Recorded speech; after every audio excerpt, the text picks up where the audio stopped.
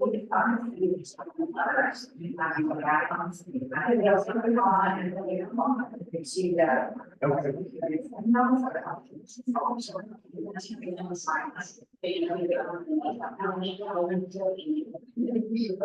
know what I'm saying? And then make sure I can have you. So I get it. So you need, you know, it's such a yeah. But I wanted to tell you about it.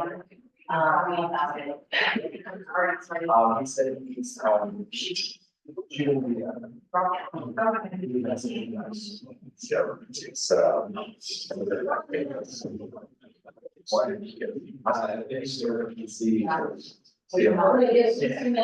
There's always one or two that walk in late. That's usually me.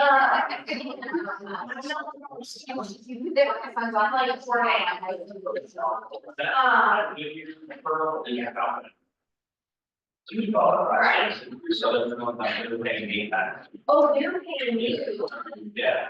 They messed it up. Yeah, so these guys are. So. I was sad. The walls.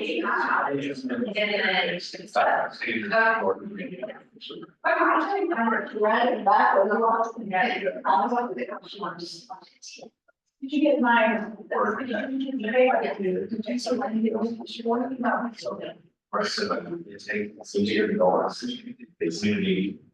Oh, and then that was me, that's two. Yeah. Okay, okay, and then they, does he have that?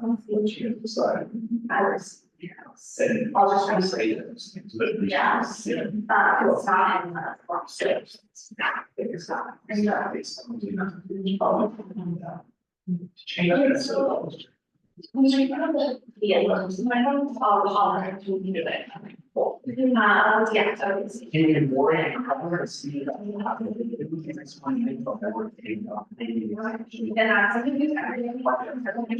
I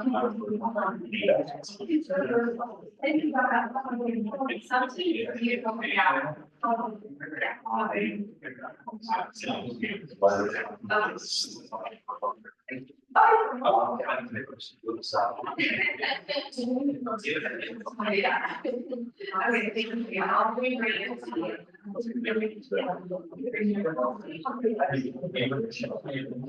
Yes.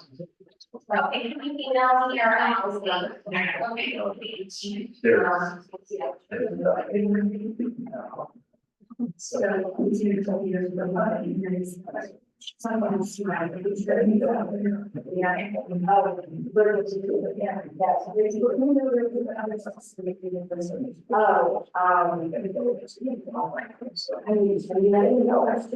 They actually sent me an email. I forgot all about it. Okay, I'll I can just Laura, and that was, she knew, but it's the AI for recruiting. Yes. Now. All right. Could you let me know, other than this tomorrow, I might have a coffee with a friend, like, oh, after virtual assistant. But just, I mean, right, everybody's. Yeah. I'm gonna get right down to that. Yeah, we'll see. Yeah.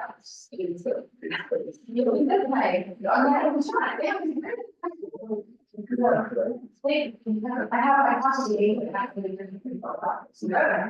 Bye, everybody. Bye.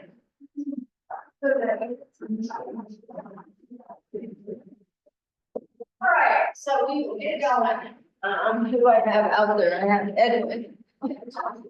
Hi, Edwin. Hello. Feel free as we start the video and stuff in a few minutes to give me feedback by text if things aren't working well.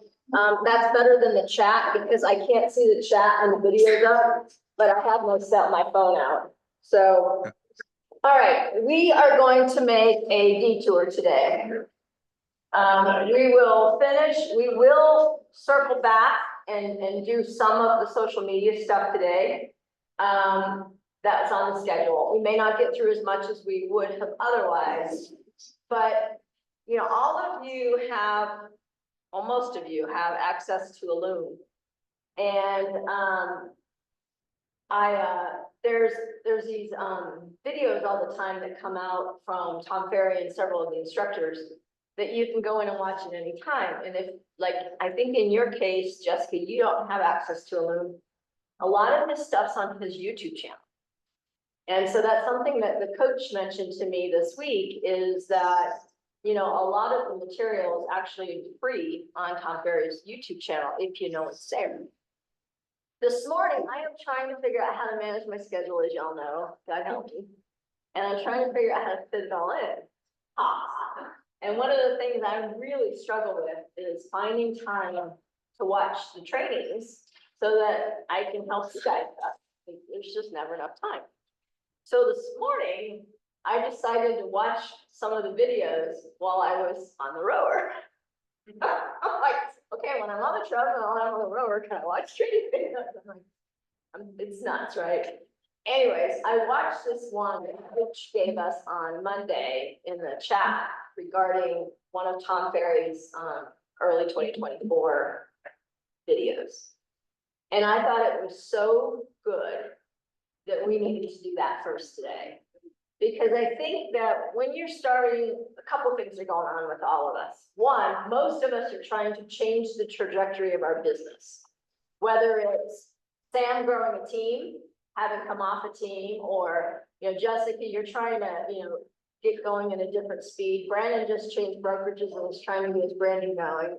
Nicole's got, and Joe have a couple businesses there, kind of in year 2. So they're kind of ready to launch. Owen and I are trying to formalize a couple niches for our prospecting because we're just not general. We're that agent that doesn't like general prospecting. We don't like just cold calling unless we feel there's a purpose. And then, you know, of course, Edwin being new, Edwin and Benji being new agents. You know, pretty much everyone in our brokerage is trying to kind of put themselves on a different path or a more stabilized path. Like I know Andrew and Ray, they work with their own Tom Ferry coach, but I know part of what they're trying to do, Andrew and I were talking about this the other day after our meeting, is kind of stabilize the business. And I actually asked him to come talk to the agents at some point because he said, you know, he said, when I first moved over from KW 2+ years ago, I wanted somebody to give me the formula. What am I supposed to do? And he said, and I spent last year coming to the understanding that there is no formula. And when you have a formula and the market shifts, like it has, what, 3 or 4 times in the last 3 years, then you have to shift with it. And so what you're doing before may not be what you're doing once the shift occurs. And so it is a constant process. And so he said, right now, where he's trying to go is, okay, I figured out there's no formula, and we've experimented with a bunch of stuff in 2023 as to what works for us. Now we're trying to hone in on that and just be very consistent. And I was like, yep, that's the magic. The problem is probably the majority of agents who come to us from another brokerage or a new licensee, everybody's waiting for the magic formula. And when I tell them there's not one, they think I'm crazy, or some do. I mean, I've had a few agents along the way who have said, well, I didn't understand why you said this, or why you didn't just give me a script, or why did, and I'm like, because it doesn't work that way. I can give you a stack of scripts, and if they're not yours, the way you would do it, you're not going to use them. Now you can take those and then practice and go, I'm not comfortable with this, and rewrite it to your style. That might work, but scripts by themselves, you can Google that all day long. I don't need to give them to you. So, or YouTube or whatever, right? And so that's what I think folks don't understand. So I really liked this video this morning. I didn't actually finish it because, of course, I got interrupted 2 times. You wrote a lot. I only did 25 minutes, you know? Yeah, and it's like a 45-minute thing. But I thought it was so good with where we're all at as far as trying to establish habits and schedules and priorities and really lean into 2024, and that I thought this was a good place to start. And then because it's recorded, I will be sending out a note to all of our agents, not just those who are in our various training programs, because we got about half of our agents who aren't in any of our training programs. And I think that this is a really good video, and this is probably, it's not on YouTube. So, questions? Benji, perfect timing. I'm kidding. Gotta give you a hard time a little bit. The young guy always gets. All right, so we will, let me find it again, darn it. I probably need to share screen, don't I? Always forget that part.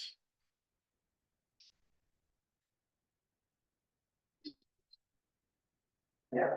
Okay, here we go.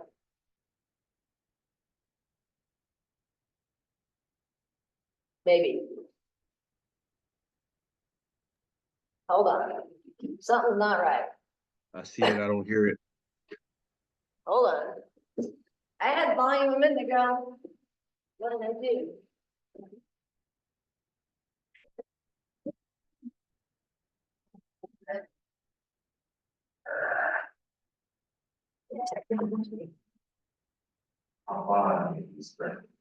Right inside this demand. So today, we're taking time to do it that. What's the better? Better.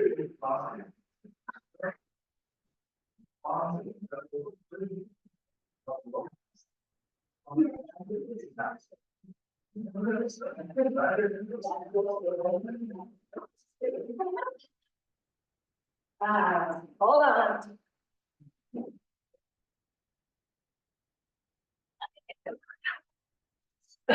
Yeah. Now I have that.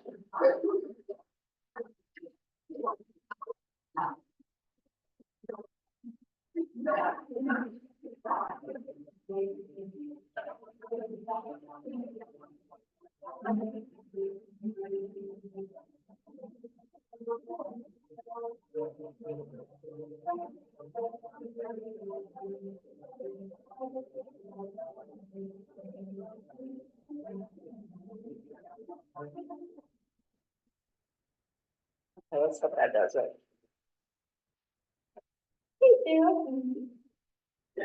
Okay. All right. Yeah, from there. Okay, hold on.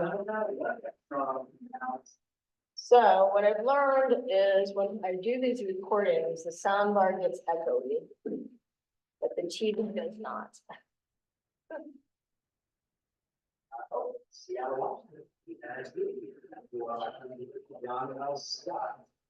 All right, maybe Ohio,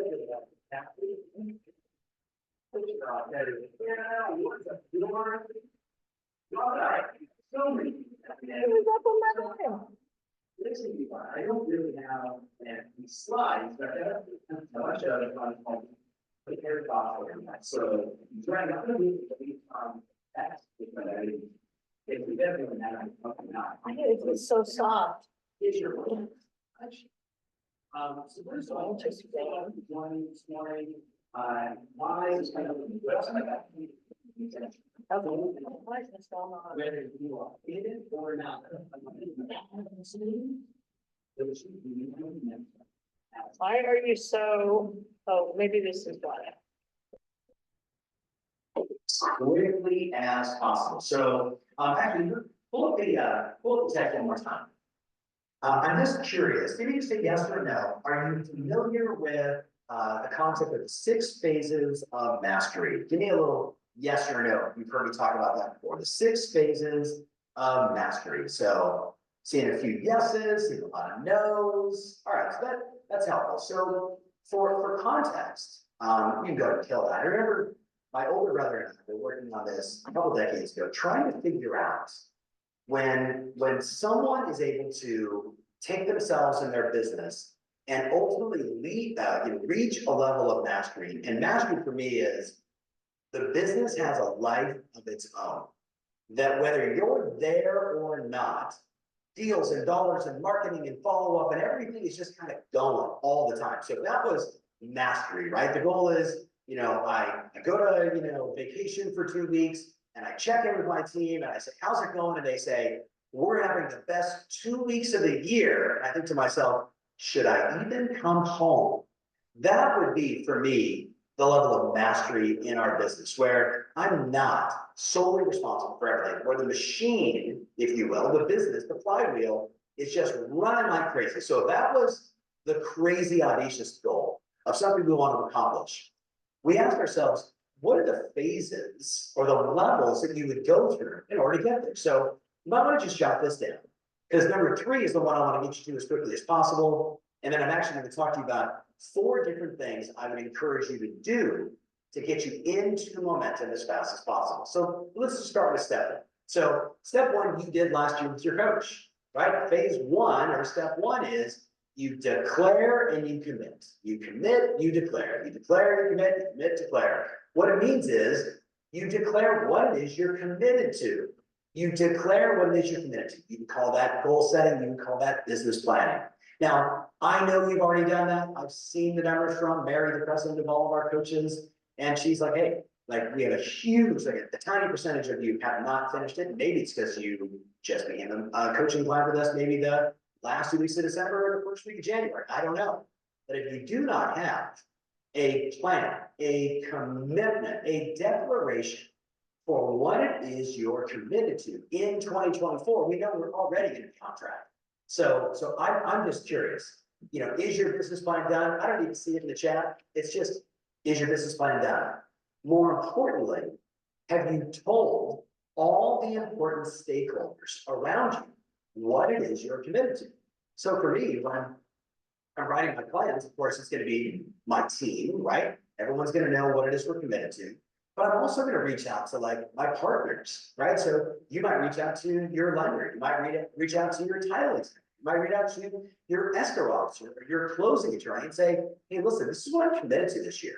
And the reason why you want to do that, you want to declare to the people that matter most to you, stakeholders, your family, your friends, your broker manager, your team leader, your team, what it is you're committed to. You want to vocalize it. So now people have got it in their unconscious mind that, you know, Sally's committed to 36 transactions this year. She wants to take 42 listings or whatever it may be, that everybody knows what it is you're committed to. So that's number 1. Number 2, I want you to write this down. You ready? You got to start or begin a 90-day cycle. A 90-day cycle. Now, here's what's great, right? In the calendar, we got 12 months. We got 4 90-day cycles. First quarter, second quarter, third quarter, fourth quarter. Now, the game of the 90-day cycle is to commit to a number like how many days am I going to work? Meaning, how many days am I going to send my texts, make my calls, do my emails, do my mailers, do my follow-up, schedule appointments, go on appointments.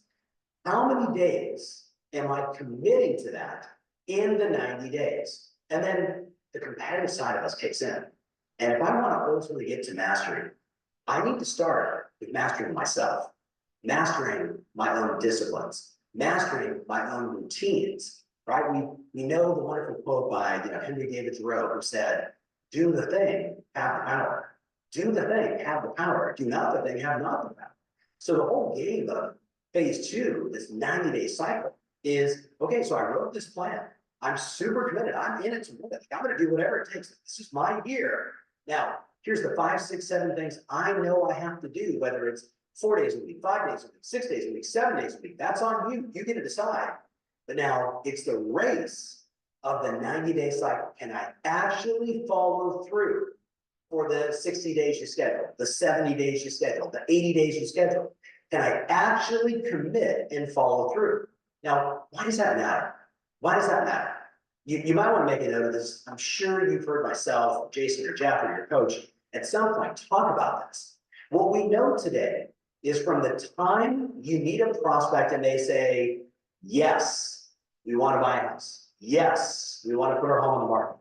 From the time that they say, yes, I want to do something, we are averaging right now 115 days before they write the offer, before they list the house. So from the time they say yes to 115 days out, that's when, on average, someone is signing a contract.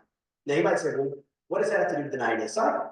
Well, what it tells me is, when I'm making my calls, sending my texts, doing my emails, doing my notes, doing my calls, scheduling appointments, when I'm doing those things every single day that I committed to, every time I get a yes, I'm 115 days away from a new transaction, which also means every day I don't do it, or to do the thing, have the power. Do not the thing, have not the power. Every day I don't do it, I'm delaying 115 days out the opportunity to get a signed contract to help another customer, to move somebody forward, and of course, ultimately, to get paid a commission. So it's all about the discipline of the 90 days. Now, I don't know if you follow me on Instagram. For years, I would track, I'd say, hey, this year I'm committed to 250 workouts with Brad or Oscar, or whoever I was working with at the time. And I would say 1 to 250, 2, 3, 3, 4, 5, 6, all the way into, hey, I just crossed over 250 in 1 year. I track it on Instagram. Now I'm getting ahead of myself. But here's what I found, that when I made the declaration of what I was committed to, phase 1, and then I started doing the work, tracking and measuring, telling people that I'm doing it, posting it on social. What happens is, this is the spark. This is like the gasoline in an engine, or the electricity, depending upon how you operate. But it's the juice, if you will, that gets your business into that flow state, which leads me to phase 3. So in your notes, write down phase 3, we refer to as phase of momentum. And you know what it's like to be in momentum. If I asked you to look back at 2023, you could tell me when you knew you were in momentum, deals and dollars are flowing. It just feels like everyone you talk to is a yes, like deals are going together. And even when things get a little sideways, it doesn't take you off. You're just doing it, going. Everything is working, that flow state. That's momentum. I want to get you into a state of momentum as quickly as possible this year. As quickly as possible. Now, those are my 4 things. I'm going to talk to you about it after I give you the 6 phases. But I want to shed some light on this. My goal, your coach's goal, and your goal should be, how do I remain in momentum for the entire year? How do I remain in momentum for the entire year? Well, I can tell you, there's a few things that cause a breakdown of momentum. And you might say, of course, a deal falling apart. No, actually, no. Right? Sure, you could allow that to break your momentum, but that would be the effect. What causes it to happen, right? What caused it to happen is when you stop doing your 90-day cycle. That's what happens. When you stop doing the 90-day cycle, I was talking to a friend recently, he had back surgery, so God bless him, right? And we had back surgery in November, and he was in momentum, 2023 for many people was a rough year. He did okay. He was satisfied with his results. He always wants more. It was less than what he did the year before, but it was still a great year, like $3.3 million in GCI, right? Suffer. But having that same back surgery, ruptured L5, I knew for me, it took me about 11 days to recover before I was back on stage and doing my work. I don't recommend it, but it happens, right? So 11 days later, I was back out there. Well, guess what? He gets it done, and then he goes into the US Thanksgiving in November, and then he kind of slowly, it's December, it's the holidays. Well, you could probably imagine he's now about 25 days of real time that he committed to, forget the time off and the holidays and everything else, that he simply wasn't doing the work. The reality is, when you stop doing the work, it's almost like you dig a hole and you just bury yourself. And then you feel like it's just going to be a grind and a climb to get out of it. Now, I know you've experienced it. I know I've experienced it. We've all been there before. So I want to go back and tell you again, my goal, your coach's goal, and I really hope your goal is, I need to make sure I stay in momentum all year long. And if I were to summarize what kills it, it's obvious. You stop following through on the promises that you made to yourself. You stop following through on the promises you made yourself. You said you were going to eat better, you stopped. You said you were going to drink more water, and you stopped. You said you were going to be religious about your follow-up. And you said you were going to call them Tuesday at 4 o'clock. You called everybody Tuesday at 4, but if you stop doing that, if you stop fulfilling on your promises, it's the fastest way to kill your momentum, to kill your mojo. So you don't want to do that. You don't want to do that. Now, number 4. Number 4 of the 6 phases is called stabilization. And I think about how many of our amazing coaches, like this is the one that they geek out about the most, because stabilization is where you get into momentum, but all of a sudden you got more activity, you got more people to follow up on, you got more deals in the pipeline, you got more things in front of you. You're like, you almost start to get a little overwhelmed by it. We've all been there. I've been there, you've been there. Stabilization is where I now relook at systems, the structure I have in place, maybe my schedule, maybe my promises, and I start looking for what are the things I need to be doing less of? What are the things I need to recommit to? Because I understand, you do and I do, that when you hit that new level of momentum, all of a sudden you're like, man, it just feels like I'm getting a transaction every week, or things are really cooking. I'm booking 2 or 3 appointments every week. Like I'm really in momentum. Like I can feel it. You know what I'm talking about. When all that happens, guess what? If you don't re-stabilize like your daily commitment to your CRM, right? Having more conversations with your transaction coordinator at the office and letting them know more is coming and I need you to really take care of my clients and do whatever it takes and keep me in the comms, right? Like all the things you have to do to maintain it. If you don't stabilize it and continually re-stabilize it, what happens? We fall backwards. We fall back to our systems. We fall back to our structure. We fall back to the disciplines. And then you know what happens? I find myself, it's like, 21 years of doing this business, 33 years of being in business, I have found myself repeatedly saying, okay, here's what I'm committed to, right? I'm gonna do the work. I'm gonna restart phase 2, my 90-day cycle. Okay, so I'm doing the work, I'm doing the work, I'm doing the work, I'm doing the work, I'm doing the work. And all of a sudden, like, momentum kicks in. I'm like, oh my goodness, this is great. But then I know what got me here was all that working, doing it. And I just, I know I'm super busy. But if I don't make those 10 calls every single day, if I don't follow up on my promises, if I don't fulfill the promises, if I don't do the things that got me here, I know what's going to happen. I know agents, and you do too, that literally go phase 1, phase 2, phase 3, never stabilize. And they do that 2 to 3 times a year. 2 to 3 times a year. They never lock it in. They never lock it in. So I'm asking you to be honest with yourself. Have you found yourself doing the work, all these things going, and you close a bunch, and then you like, oh my God, I'm totally out of momentum. I got a bunch of cash, but I'm totally out of momentum, and I have to restart again. If you know you've been guilty of that, then I want you to have a conversation with your coach about what does the next level, as you're thinking about your goal for this year, I'm making this up, going from easy now, 10 transactions to 20 transactions. Well, 10 transactions, you need a certain level of stabilization. You need a certain level of systems and process and organization, making sure the marketing gets done, a certain level. But at 20, it's a different level of stabilization. Have that conversation with your coach. Have that conversation of what do I need to be building now? So when I get there, I don't freak out. Like the system and the infrastructure, everything is set up and ready to go to handle 5 closings in a month, 4 closings in a month, 25 closings in a quarter, whatever it may be. So that's number 4. Number 5, very quickly. This is where it gets interesting. We call it the quantum leap. The quantum leap.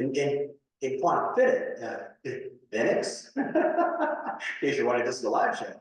In quantum physics, they say it's sudden and unpredictable bursts of results, right? It's when all of a sudden an atom point just bounces over here. Well, in this case with you and your business, we've seen this so many times before. And again, using kind of easy math, someone goes from selling, say, like 10 houses a year to 28 houses in a year, right?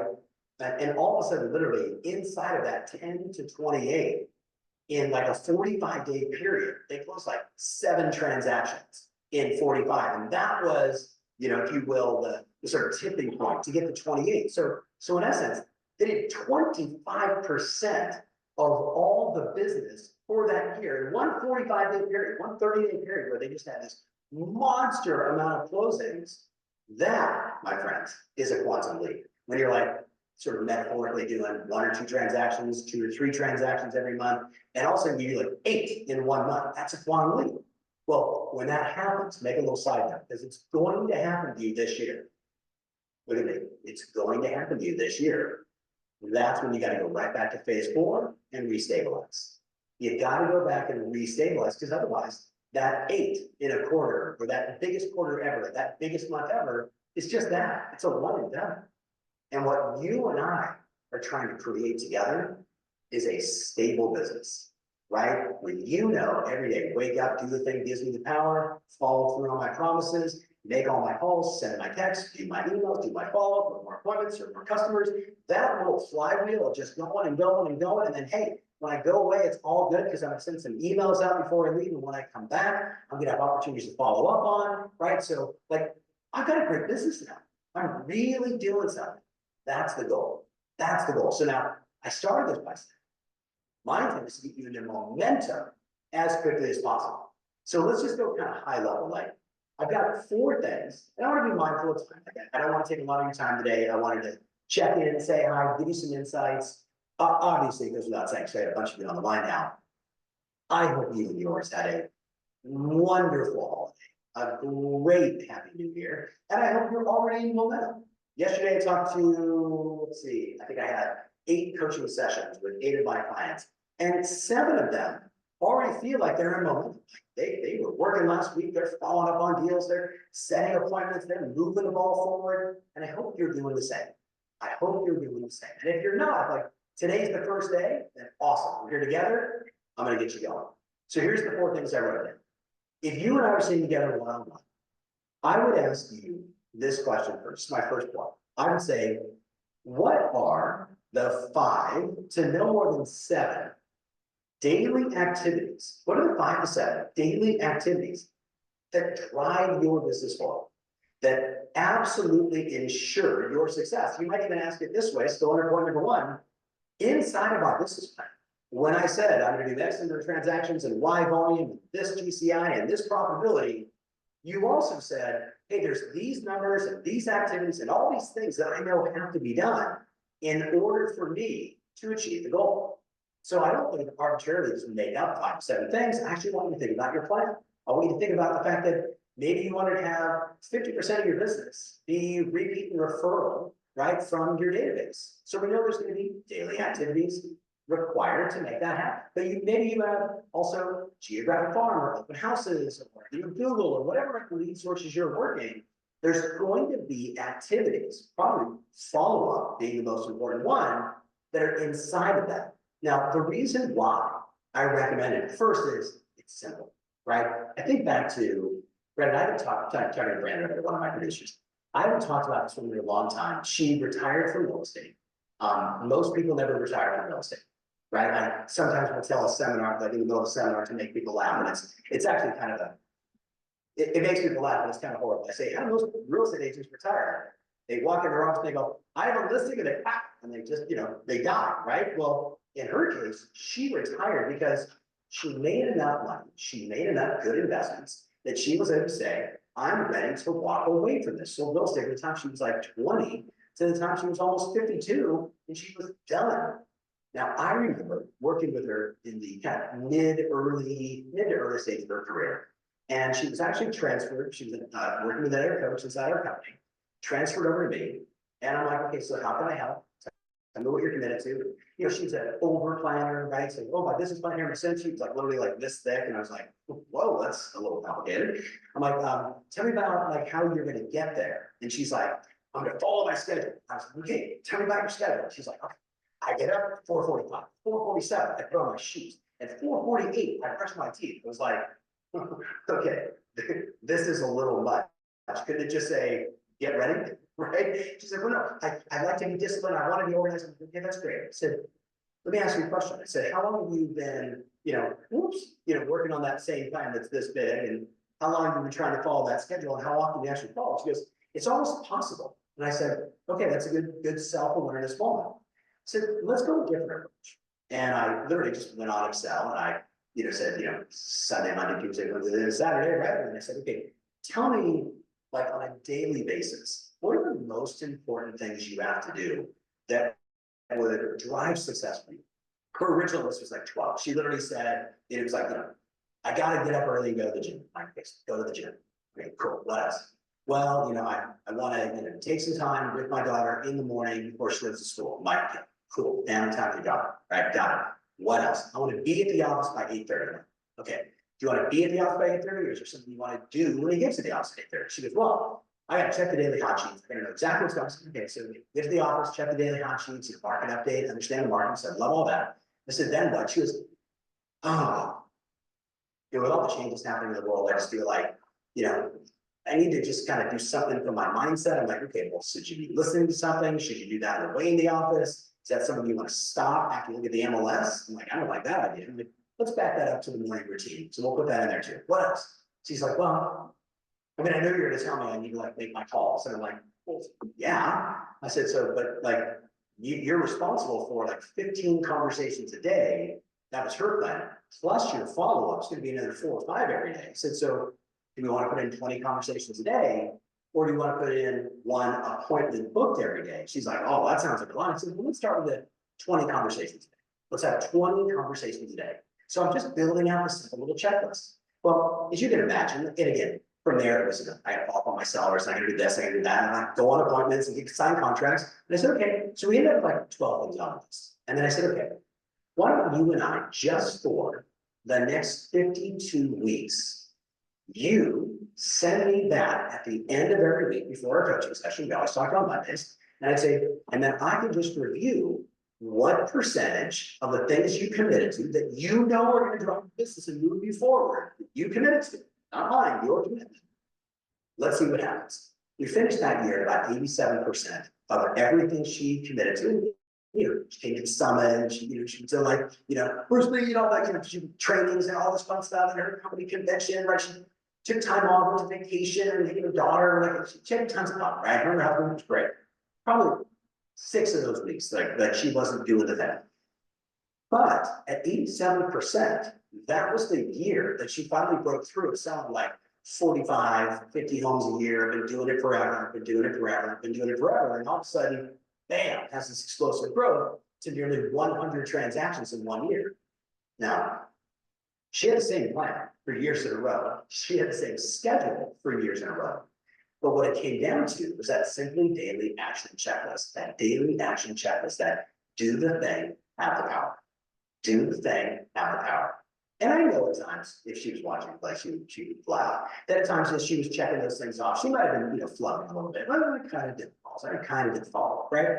But it was the act, it was the discipline of staying in action, right? Having this sort of bias towards activity, bias towards action that actually drove the success, right? And I won't say that it was that year and a half that we worked together before she moved to another coach that gave her the momentum to ultimately put herself in a position to retire. But I know she had gone several years essentially with the same plan, the same schedule, and continued to produce the same result, which was way less than what she committed to. See, I don't know about you, but the older I get, the more mature I get, the more simple I want things to be.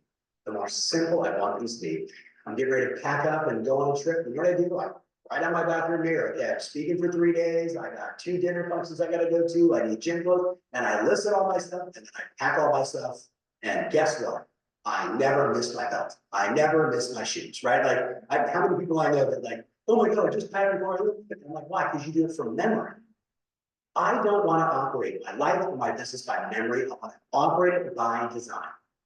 So my first and most important thing to you is daily action checklist. That's number 1. Let's go to number 2. Ready?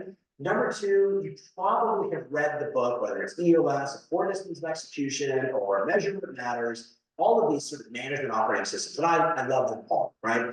4DX probably rings the most true for me. They all say the same thing. You don't have to write it down because we're going to talk about number 3. It's the most important one, in my opinion. The number 1 thing they say is, hey, if you're going to be successful in business, you have a wild and important goal, right? That's always the number 1. Number 2, they're going to say, know your leading and lagging indicators. Like, know the actions you got to take and the effects and the results you should be producing, right? Of course. And number 3 is the one that matters the most. Scoreboard everything.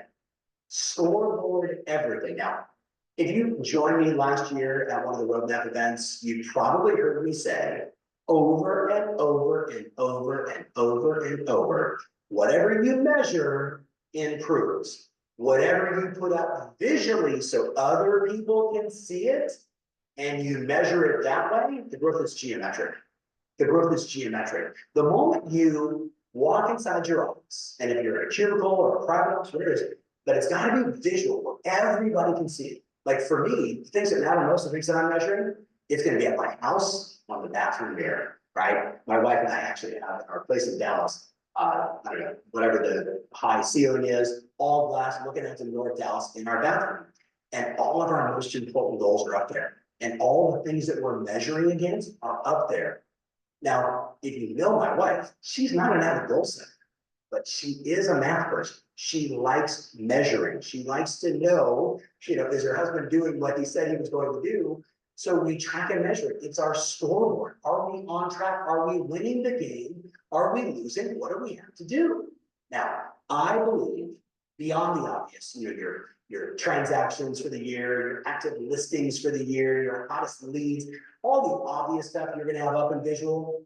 The two most important ones, knowing what's going on in the world in 2024, two things. Your appointment tracker for listing appointments and your listing goal. Those two things. If I could wave a magic wand and you would promise me, it would happen for every single person inside our community.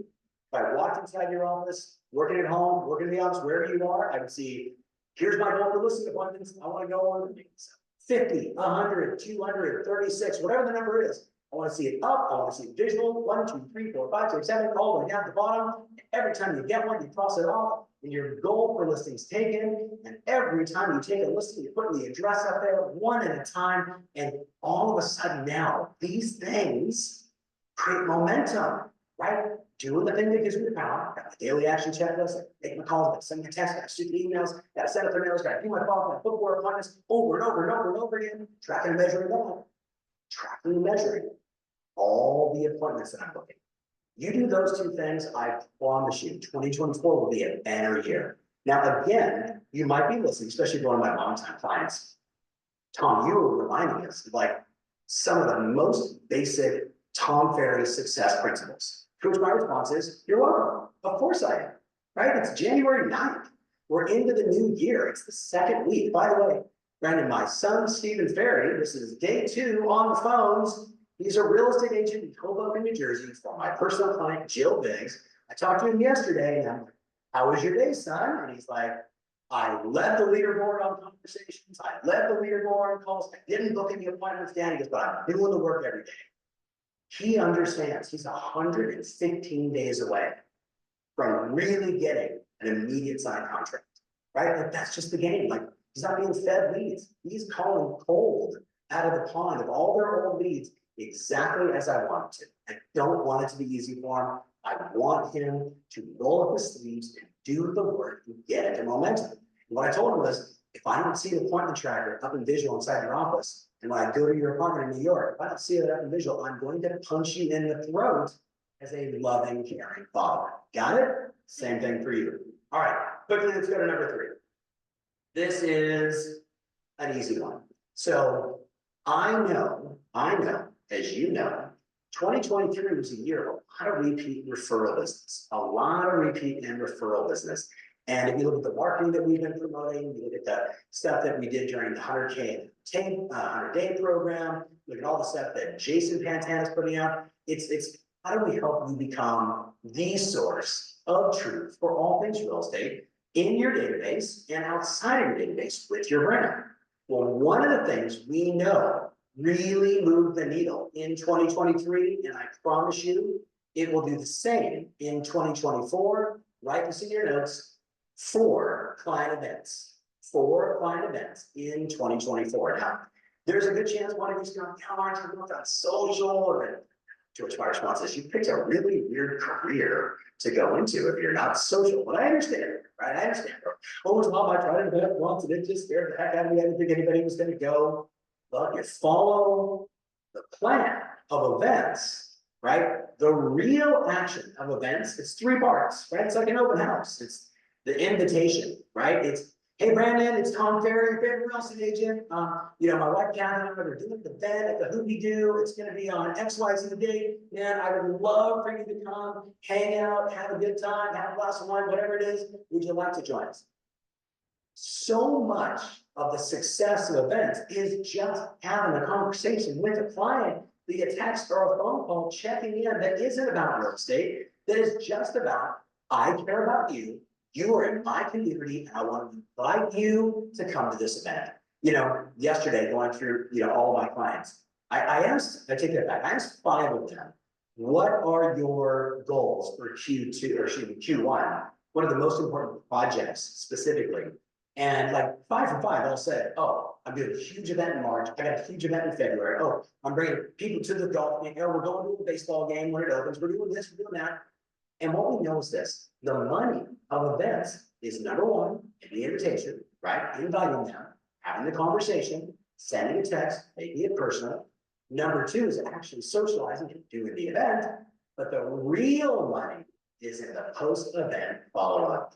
Hey, Brandon, Tom, Ferry, thank you so much for coming to do that. Did you have a good time? I saw that, you met Hector, you met Idris, and you met Ellie, and a couple of other my friends. Like, did you make some good contacts? Awesome, man. Well, hey, just I'm thinking about you. I'm super grateful. We're gonna do another event in Q2, and I hope you join us as well. And you know what? Sometimes just doing good for people is all it takes. And sometimes the worst thing you could do in that moment is say, hey, Mike, we know anyone wants to find out real estate, but they know what you do. They know who you are. Invite them in. So I want to see 4 events, which means I want 1 event this quarter, which means you now have a reason to call every one of your bestie clients, every one of your prospects, every person that you've been trying to work with, invite them to come to this event. Now, there's magic. Having a bunch of your bestie clients in a room, having a bunch of your prospects in a room, and they all start talking, oh, we used Sarah, right? She's amazing. Oh my gosh, we got 3 transactions. She opened this, she's having my kid right now. And it's almost like this massive third-party validation. I've seen people invite expired listings that they've been calling on for 2 or 3 months building a relationship and doing this event. I think you should come by, just come have some fun, right? Let's just have some good time. And same exact thing. The point is, it's about loving on your clients, taking care of your clients. It's about getting people all together. It doesn't matter if it's big or if it's small. My client Janelle Garrison yesterday said, hey, the first one we're doing is like 20 people. It's gonna be really small. And then we're gonna do one in like July where we're gonna invite everybody to come to the park and make a big thing with like a couple hundred of our clients. The bottom line is this. We all want more repeat referral. Myself, Jimmy Mackin, and Jason, and all of the coaches, we're gonna provide you the emails and the texts and all these cool things to find those sellers, to activate more deals. But at the end of the day, I need you face to face with people. Because I know when you get face to face, you win. So that's number 3. The last one, number 4, to get you into momentum. I'm gonna go a little personal. So first one is daily action checklist. What are the 5 or 7 things? Second thing is scoreboard. Here's my listing appointments. Here's my listings taken. Those 2 things are really important in this business. They're some of the most important leading and lagging indicators of the success of your business.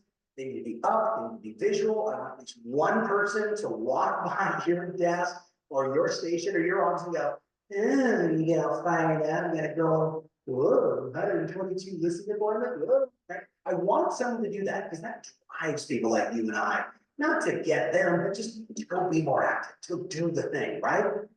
Obviously, right? Number 3, I want to see a couple client events. Number 4, ready?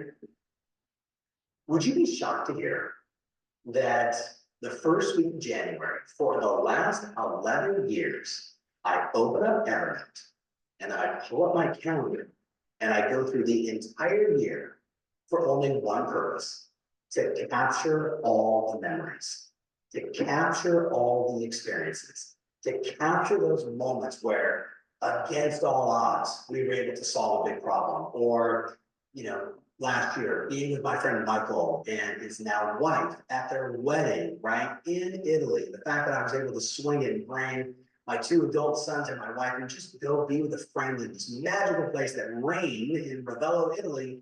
But that was a magical moment. This is something I'm going to remember forever. But I want to capture solving a problem, getting the yes, the event that I did that I thought was really spectacular, a piece of content, whatever it may be. I actually list out all the good things that happened in that year. Now, what's interesting is, if you would have asked me, I don't know, midway through 2023, was this going to be a year where you were like, wow, look at all these magical memories? I would say, no, I was telling everybody 2023 was going to be a slugfest. I said it at the end of 2022 that it's gonna be a year of what we experienced in the 4th quarter of 2022, all the way to the entire year. right? Some people are saying that 24 is gonna be that way. I actually don't believe that. I believe in the US and Canada and around the world, with Fed cuts and rate cuts and momentum and desire of buyers and people that are like, okay, I can get like a, when rates get to, I don't know, 5.9, it's gonna be bananas, right? I believe that in my heart of hearts, but most importantly, I believe in you. I believe in you doing the work. I believe in that. But back to my point. If you would have asked me, was this gonna be a year full of magical memories? I probably would have said no. Like truthfully, I would have said, no, man, it's like, this is a challenging year. I did more events, travel more, paid for my wife more than I've always paid. But when I took the time to go through the calendar and just start jotting out all the things that we did, the little moments, right? We got a new puppy last year, right? Dude, came in April. Oh my goodness, right? I was like, as soon as I saw that, I was like, I was right to Instagram and I'm like, oh, little Dukester. And what I'm doing is I'm capturing the good stuff. I've been doing this now for 11 years. Now, I hope you will do the same. I hope it took me like legit, like 90 minutes, because interruptions in life and at my house and going through my calendar, oh my goodness, I gotta follow up on that, right? I had a couple of those moments. But that's really the setup for my fourth point. What I really want you to do, I want you to write this down. I want to see you create a list of 8, 10, 12 magical memories and experiences you want to create in 2024. What are 8, 10, 12, 9, 7, pick your favorite number, I don't care. But I want you to be intentional. Now, this is different from goal setting, right? Now, maybe you have a goal of, hey, I want to go on a trip with my family or with my friend or whatever it may be. But instead of just, hey, I want to go have this trip, what I'm fixated on is I want to go create memories. I want to go create memories. And I just find that when I say to myself, I want to go create this memory, I'm more in the moment when I'm doing it. Have you ever been on vacation, but actually been inside your business while you're on vacation? Have you ever done it before? You've been like at the beach, right? And the whole time you're like on your phone looking at stuff and like you're physically on vacation, you're not mentally on vacation. I find that when I write out a list of the magical memories I want, I'll be married here 31 years this October. I've already planned like, what am I gonna do to have Kathy know this year, October 30th, that she's the most important person in my world, that I love her with all of my heart, that I do anything for her. How am I gonna do that without saying it? What's the experience I could create? Now, if you're single, you're like, okay, yeah, I'm gonna go find something like that. That's not the point. The point is I'm intentional about creating memories. I'm intentional about experiences. And I started doing this like 11 years ago. It's a form of goal setting, really. But it's not like a how much of what and by when. You know what I mean? It's not like a, hey, I want to drink 10 glasses of water, I want to lose 10 pounds, or I want to look this way on the beach. No, it is, hey, I want to have this experience with my wife. I want to have this experience, and I have it with kids and family, my golfing buddies, friends. I want to shoot 79 while I'm in Europe playing golf with my buddies just one time, and I don't want it to be on the front nine. I want it to be the whole 18. Like, that's actually on my list.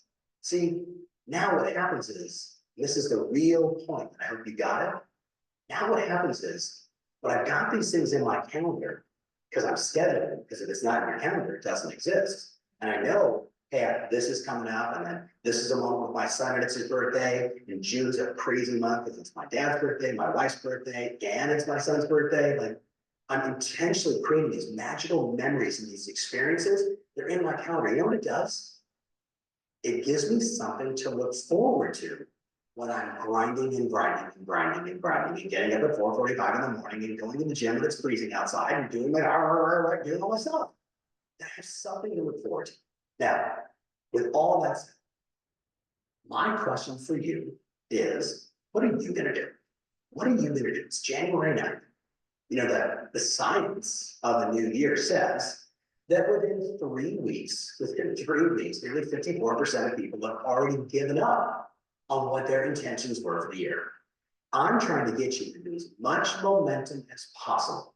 I want visual scoreboards. I want daily action checklists. I want the understanding that we're starting a 90-day cycle, whether it's yesterday, today, or last week, I don't care. I want 90 days of you doing the work. Phase 1, declare and commit. Phase 2, 90-day cycle, right? Get that flywheel going, get that thing spinning, get yourself into momentum where deals and dollars and things are flowing, but do not stop doing the work. Do not stop doing the work. To do that, you gotta restabilize, which means you're always spending, 45 minutes to an hour, maybe two, every week, tweaking the business, improving the system. Hey, is this checklist gonna get me from 10 transactions to 20 transactions? Hey, is this approach gonna be okay when I go from having 2 active listings to 8 active listings? What's the adjustment I need to make? It's all those little things that we need to be doing while doing the work, doing the work, doing the work, doing the work. Does that make sense? So promise me this. Promise me that 2024 is going to be the year of follow through. Promise me that 2024 is going to be the year that you make a promise to yourself to not only have a banner year, to earn the money you deserve, to save the money that you want, but most importantly, when we're sitting here a year from now, and I say to you, hey, how are all the magic memories of 2024 that literally you could publish a Word doc or a list of all these wonderful experiences you have? Look, we're all gonna work, but are you gonna live? That's really what this is about. Does that make sense? All right. Thank you for joining me on this session today. We are going to launch another 100K program, so make sure you pay attention to that. Bananas last year, how well you and everybody inside the ecosystem did. So thank you for doing the work. Let's do even more. Let's make the first quarter bananas. All right, God bless. See you on the next session. Valuable at all? I know for me, I was like, because I'm trying to like grab everything from our business planning and some of those early sessions with Coach Andy. And for whatever reason, this morning when I was watching this, it kind of resonated for me, going back to a little bit of Andrew's comment the other day. You want to be shown what's the magic, what do I need to do?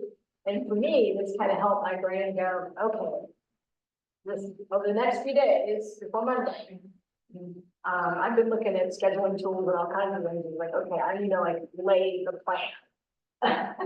And my schedule next week is not nuts, unlike this week. And so I made a commitment to myself that I won't add anything else to next week's schedule because I need to make myself get into a routine. And when I'm trying to do it after the week's already scheduled, it's too late.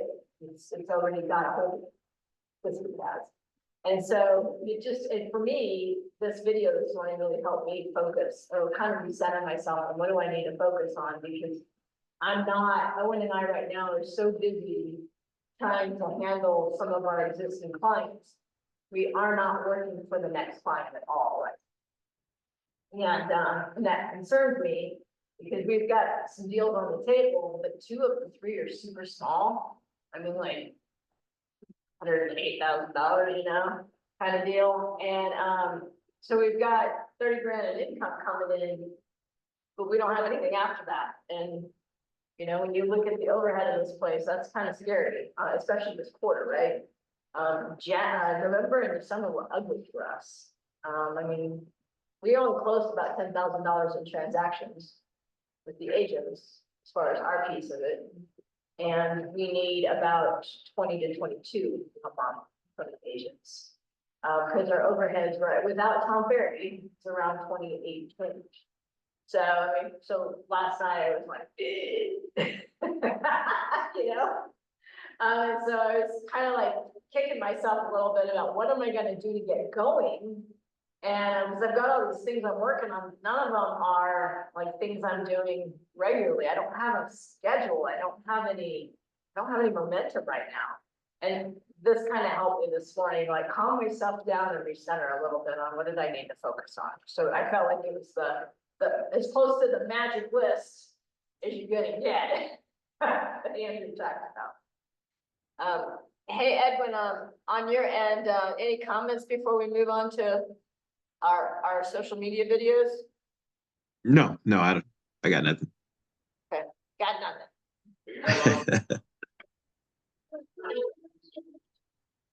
What's that? It's really hard to stay focused. It's super hard. I was gonna make this call today, but I ran down this other rabbit hole. Yes. Got it tomorrow. Yeah, that's always in my regular discussion is how many rabbit holes can you go through? Yeah. And I think one of the things, actually a great point. I think as we are looking at our schedules and trying to get some systems and things in place for some regularity going. I almost think you've got to leave a couple places in your schedule for the oh shits, for the rabbit holes. Yeah. Because if you've got the whole, even though it might not be the time of day you're gonna, do the calls, do the rabbit hole. If you've got some flex time scheduled in there, at least that you can shuffle things around and go, okay, I was gonna do calls for 10 to 11, and I was chasing a rabbit hole for this deal, which happens most of the time, right? Then you could at least, take one of those chunks of like, almost like, I don't know what you call it, emergency spots or something where you can at least use it to slide other things in that got pushed off the table. I hadn't even thought of that until you said it, but unfortunately, this business, it is not predictable. What part most of us like about it is it's not a simple checklist. Every transaction's the same. Benji knows that more than anything. He gets all the hard ones. I get really hard on myself sometimes because in our military career, we live by our calendar.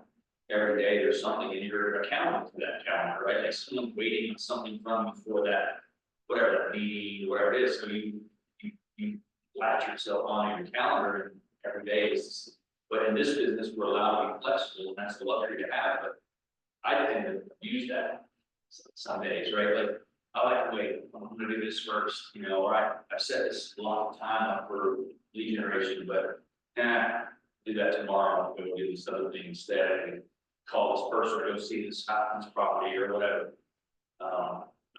So that's what I'm kind of focused on this year is making a list, creating a calendar, not always happening, but sticking to it. Yeah. Trying to be a little more regimented in that part of it, but having the flex time there too. Yeah, it's a good idea. I hadn't even really thought about it. That's kind of my challenge too, is, I had a banner year. I think Owen and I did, Caitlin was working on all the 1099s that we did. And I think we did 33, and our gross was $566,000. Banner year. I've never had a year like that. I think the best year I've had before that was about 350. Didn't get to keep it. Yeah. And so we've set a goal for ourselves, knowing we're about to turn the corner. I mean, our numbers are drastically better, each year's better. And between kind of where we've come from recruiting, but also the type of agents we have compared to where we were a year ago, it's changed a lot. And so I'm very hopeful that 2024 is the year that we will turn in, we're turning that corner from a startup. This is year 3, solid year 3, actually 4, I guess we're coming, technically we're in year 4, finished year 3. And so, I'm kind of hopeful that this will be the year that we get stabilized and it's not so dependent on our production. But yet, there's things, I'm turning 60 this year, God help me. My doctor reminded me of that yesterday. I wanted to get and Owen's 63, so we are very mindful of living life and getting out and creating memories and enjoying ourselves because we do work hard. And I kind of figure we've got about 10 good years of travel left. After that, it's crapshoot, right? Can you go up the stairs? Can you go down the stairs? Can you, walk can you walk partially of it? Whatever it is, there'll be a point where we're old. We're just, past that. And it's a little scary for us. So we're trying to figure out how to balance it because we bit off this apple so late in life. I think really not understanding. I've owned a brokerage for a long time. This is a very different kind of beast than being a small regional broker owner. I love it. I love working with you guys. I love helping your businesses grow. That is a passion of mine. But when you got to also pay the bills, it's just really a lot, right? And it's no different than you guys, right? You're trying to be a good mom, a good dad, a good brother, a good sister, a good father, whatever, or a husband, whatever it is, right? We have so many goals in life that we're constantly bouncing back and forth amongst things, trying to figure it out. And then you throw something like real estate in that's already chaotic all by itself. And just makes our lives feel like we're kind of in a swirl, right? And trying to figure out how to make it, and it kind of swings us all over the place. At least that's my experience. And so listening to him and about that gap, who, as simple as the story was, for whatever reason that set with me, you can be doing well and have the best of intentions, and you're doing well enough, but is it as smooth as it could be, or is it as productive as it could be? If you just would settle in and discipline yourself to at least, it's never gonna be 100%, but even gosh, 60% or 70% would be a huge improvement, right? Because in this business, we're just constantly chasing, what's the problem we're solving, what's the client we're dealing with, and I think that's the biggest challenge, is I think that's what I got out of this the most, I've just gotta calm it down. And while I can't control it all, I gotta figure out how to control the biggest chunks of it. So, I wanted to go through that today, because I think that all of us are kind of in the same spot. And it doesn't matter whether you're trying to get to 10 transactions or 40 transactions. It's the same battle, it's just at a different scale. And then that's the second piece as a staff that we're trying to do this year, is help you guys and us, frankly, because we're leaning into the virtual systems too. How do you scale as you're growing? How do you go from, okay, I've been doing 10 to 15 a year, now I'm trying to get to 25 or 30, or I'm trying to get to 30 to 40, or whatever it is, it's your goal, I'm trying to grow a team. How do you scale to that? Because as he said on the tape, what you did for 10 or 15 deals and what you do for 20 to 30 deals are kind of different as far as how you manage those and the systems we need in place to make it smoother. And I think that's the challenge too. So we're hoping that the virtual systems will help a little with that. And some of us are meeting on that Friday. I would assume there's like 8 or 10 of us that are interested in that. But, 6, 12 months, there may be another 10. And so we'll just see. We're all trying to figure out how to do more, but affordably, right? We can't all go out and hire a 15 or 20 hour assistant, 40 hours a week. I think there. But now I'm like, okay, I can give them QuickBooks, I can give them, what can I give them that's all my busy work that I never do, as Nicole knows. Anyways, all right, so I think this is where we were at last time, or did we do? I've got it checked, we must have done it, okay, so I tried to change my method last week and check that. We'll get through a couple of these. Knowledge is the predecessor of strategy. I just made that up, and here's what I mean. Now you've got a really firm grasp of how the algorithms work. What do they want from you? What can they do for you? But the next step of completing this journey of being a social media power user is to actually know, how do the apps work? How does Instagram work? How does TikTok work? How does YouTube work? How does Facebook work? So what we're going to do in this module is actually go step by step and see, where does your content show up in the different feeds, and also how do you create content and post it.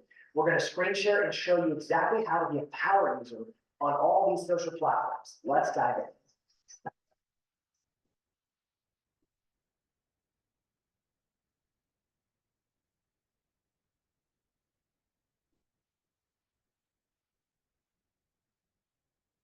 It is perfectly fine to know the theory of how Instagram works, its algorithm, and all that kind of stuff. But if you don't actually understand the app itself, if you don't know what the different feeds are, where users may or may not see your content, if you don't get the full walkthrough of how to use the app, then you're going to always be coming up short in terms of fully stepping into your Instagram strategy. So we're going to take some time and we're going to do a feeds flyover. What does that mean? It means I just want to walk you through the app in terms of how it functions and where your followers or non-followers, i.e. soon to be your followers, may be able to see your content. So first and foremost, I have here my handy dandy iPhone looking at my Instagram app. And I'm currently looking at my profile, but over on the left, you'll see a little home icon. I'm going to tap that, and this is my main feed. And I see a combination of photos. I see some ads coming in, sponsored by State Farm. I see videos, vertical videos, all kinds of videos. I see different clips. I see all kinds of different content in my main feed. It's called the home feed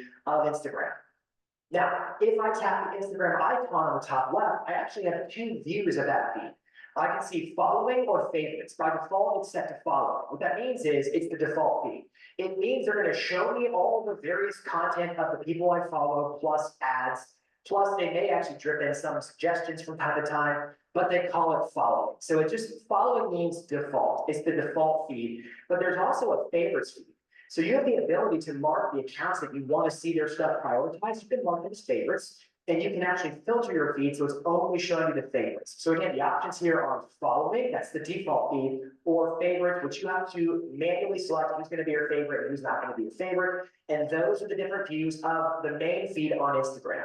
Now, next, let's go back up to the top of this feed. I'm still in the home section of Instagram, but you'll notice all the little circles with people's faces kind of arrayed from left to right across the top. And sometimes they have pink little circles around them that indicate that they have a new story published. So I actually can scroll from left to right, and these are all the people I follow and their stories. Again, that little pink circle is an indicator that they have a story. Whenever they add a new story to their account for the day, they tend to refresh to the front of the line. So you can actually add stories periodically throughout the day. So if I click one here, here's Shane Bergman, and he's got this story. And in fact, I can actually just put my thumb on the glass and I can park it. I can pause it right in place. And then if I want to navigate to Shane's next story, I just tap the right side of the glass. I can pause it. If I want to go back to his last story, I can tap the left side of the glass. Very simple. If I want to go to the next story for the next creator, I actually just swipe from left to right. And now it's telling me these are suggested accounts that I should follow. So sometimes Instagram drops little bits and nuggets in there. In this case, they're like, hey, you should maybe follow those people. I can swipe again. And now I've got Tom Ferry stories. And again, you see this little progress bar just across the top. It looks like a perforated line. Every little dot actually represents a different story. So Tom, as you look at this, has clearly got a lot of stories. And remember, stories disappear after 24 hours. So they automatically fall off. And whenever Tom adds a new story, if I haven't viewed his latest story, remember, he goes to the front of the line again in that story's feed for me one more time. So I can again just kind of tap through, tap through, tap, tap, tap. I can pause it in place. And then when I'm done looking at Tom's stories, I simply grab the glass with my thumb and I throw it down and I'm back in that main home feed.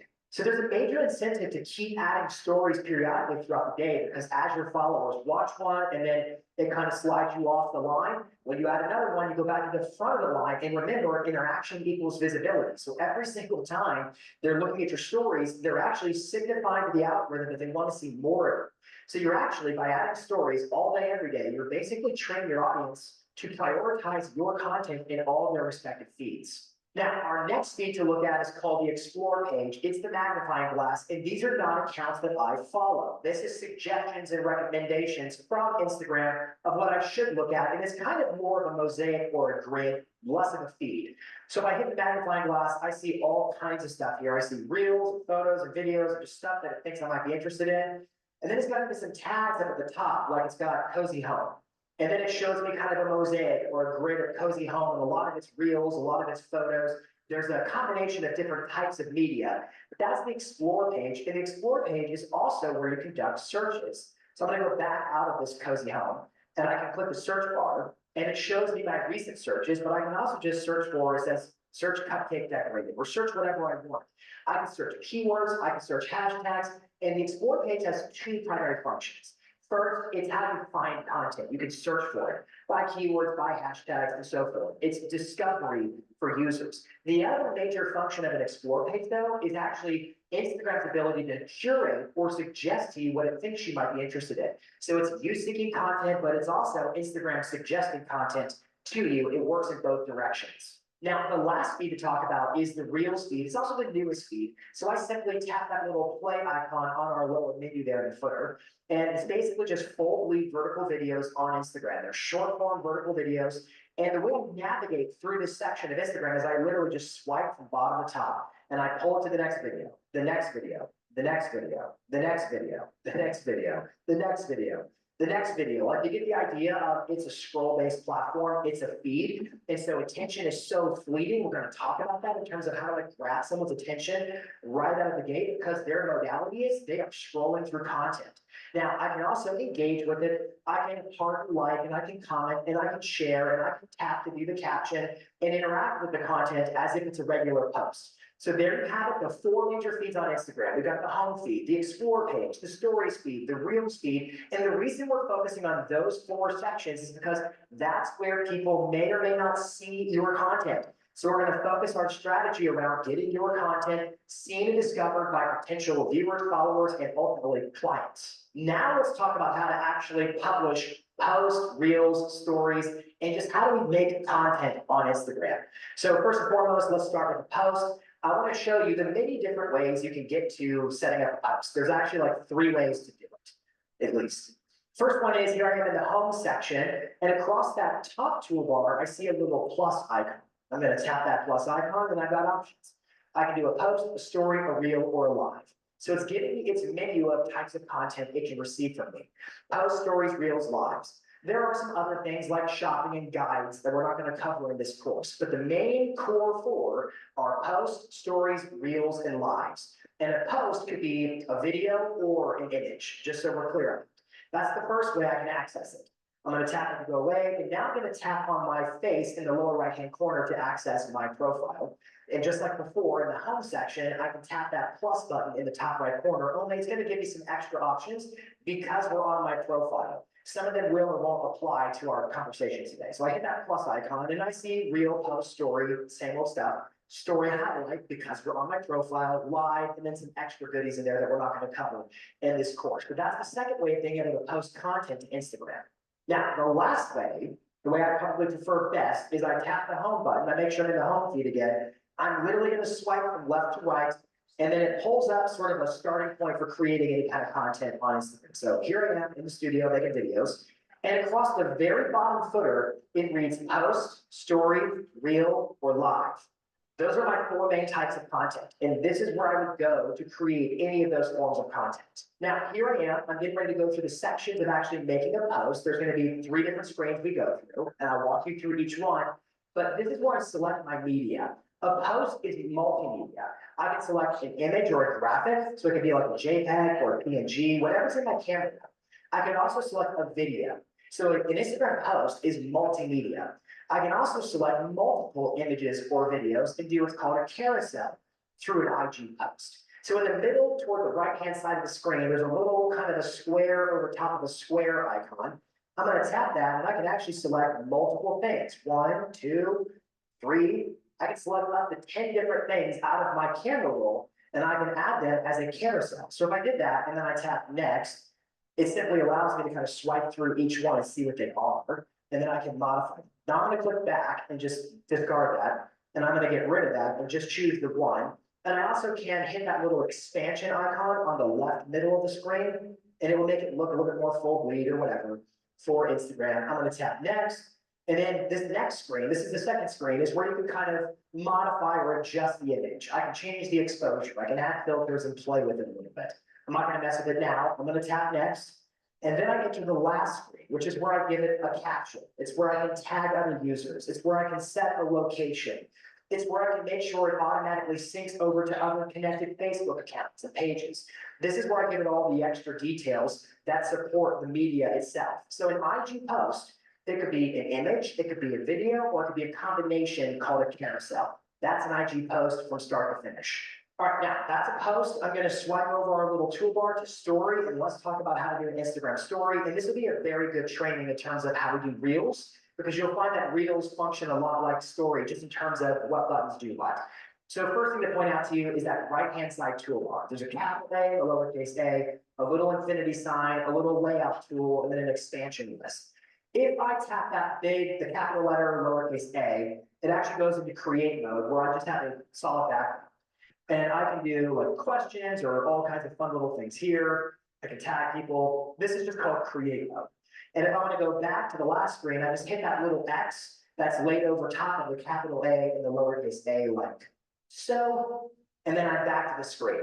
Now, I've got some other tools. The little infinity sign is what's called a boomerang. It's kind of a short looping backwards and forwards video. You might have heard of those. I click the X to get rid of it. And then this one's a layout where I can actually have a grid or a layout of different videos and photos, so to speak, in my stories. I can also tap the X to get rid of it. Now, on the lower left-hand sidebar, I actually see like a little image, like a thumbnail of my camera roll. So I can actually select this, and it brings up all the photos stored in the camera roll of my device. So for example, I could choose an image or I could choose a video. Videos can be up to 15 seconds per story. I could actually do a 60-second video, and Instagram would automatically divide it into 15-second chunks. So they will automatically play in a rotation. So I have those options too. Now in this case, just to make it easy, I'm going to choose the image we used before, but you'll notice it's actually a full bleed vertical image. So by default, Instagram posts like squares or 4x3s or different aspect ratios, but stories are full bleed vertical. You might recall that when I showed you through the stories feed, it actually takes over the full bleed vertical dimensions of my entire device. So a story is what's called a 9:16 aspect ratio. Basically means it's in the shape of an iPhone. Okay, so I've got some options in here. We'll start with some easy filters. I can actually swipe my thumb from right to left or left to right, and I can toggle through different filters, Paris, Los Angeles. There's a whole bunch of filters. Some of them are black and white, some of them make it look funky. And I can just modify the color like that if I want to, or I can take it all the way back and I end up back at normal. I'm gonna leave it at normal. So that's one option, is filters on your stories. Next thing I'll draw your eye to is the toolbar arrayed across the top. It's got a couple of things. I'm gonna start with the capital A and the lowercase a. So I can superimpose text, and I've got different fonts that I can pick from with the text. So we'll do this one, I'll say type something like that. And then I can say done, and I can tap text again and edit it. I can hit the color wheel and I can change its color. I can choose one of these colors, or I can hit the eyedropper, and I can do whatever I want, make it match my shirt. And then if I want to add a drop shadow or some effects, I can tap this middle icon with the little stars around the capital A. And then finally, if I tap that last capital A, it actually adds an animation. And the animations are unique to each of the different fonts. So I can add text to my stories. I click done, and I can grab the text, I can move it around, make it smaller, bigger, turn it, whatever I want. So type, what a call to action. If I don't like it, I simply grab it and I drag it to the trash can and it's gone. The next icon on that toolbar is like a little peeling sticker icon, and there's a lot of goodies in here. So they add new stickers, but some of them are called interactive stickers. So you might have heard the term called interactive story stickers. Well, they also make them for reels. So now they're just called interactive stickers, meaning people can interact with them. I can tag a location. I can mention somebody like Tom Ferry. I can tap it and change the way it looks. So just tap it, tap it, tap it, and I can make it look different, smaller, whatever, drag it, delete it. I can use the question sticker to hear what's on the mind of buyers and sellers in my marketplace. I can add animated GIFs. I can add music. I can add lots of stuff here. I can scroll through. There's emojis, there's interactive things, there's custom stickers. There are just stickers. I can search for whatever I want. Stickers. Cancel that. When I'm done with it, I simply pull the tray down. And then the next icon is the 3 stars. These are additional effects. I can tap that, and I can swipe through this little footer in the bottom, and there's all kinds of effects that people make. And it's almost like an app store. There are so many effects that you can search through and add, and some effects become trending and all kinds of stuff. So effects are that last layer for your stories. I'm gonna tap done, and then the final option in our toolbar is that little dot, the ellipses. I tap that, and it gives me 2 options. I can draw or save. So save just means download whatever I made into my camera roll as is. And then draw means I can actually draw stuff. I can make the line thicker or less thick. I can change its color. I can use the eyedropper to make it match my shirt. I can make it have an arrow like that. I can make it, stand out like that. I can do lots of stuff. I can click undo if I don't like what I did and then click done. You have lots of tools. I can even just hold my thumb down and change the color of the entire screen if I want to using the draw tool. And then I can click the eraser and I can erase certain things that I might want to. I don't know why I want to do that. Looks like an ice cream sundae. Anyways, that's how you use Instagram stories. Next on our list of different types of posts on Instagram is the reel itself. The reel is going to be a lot like stories. So the parts that are like stories, I'm going to remind you of that since we already went through stories. And then the parts that are different, I'll call to your attention. Now, in reels, we're going to go through 3 different screens, kind of like Instagram posts. This first screen is what we call the video capture. So I may have videos that I've already recorded in my camera roll that I just want to upload. We'll talk about that. Or I may want to capture the videos like right here, like looking at the camera and I want to record it. That's the first screen. The second screen is going to be where we put all of our video clips together. It's the actual editor of the videos. So again, I can grab different clips, and then the second screen is I can put those clips together like an editor. And then the last screen is basically adding your caption, hashtags, things like that. Okay, so the first screen is this video capture. You may want to capture your own video, you may want to upload something. Let's pretend you want to upload a video that you already recorded. In the lower left-hand corner, I tap that little thumbnail of my recent images on my phone. So I tap that little thumbnail and it shows me all the videos and photos that are inside my phone's camera roll once again.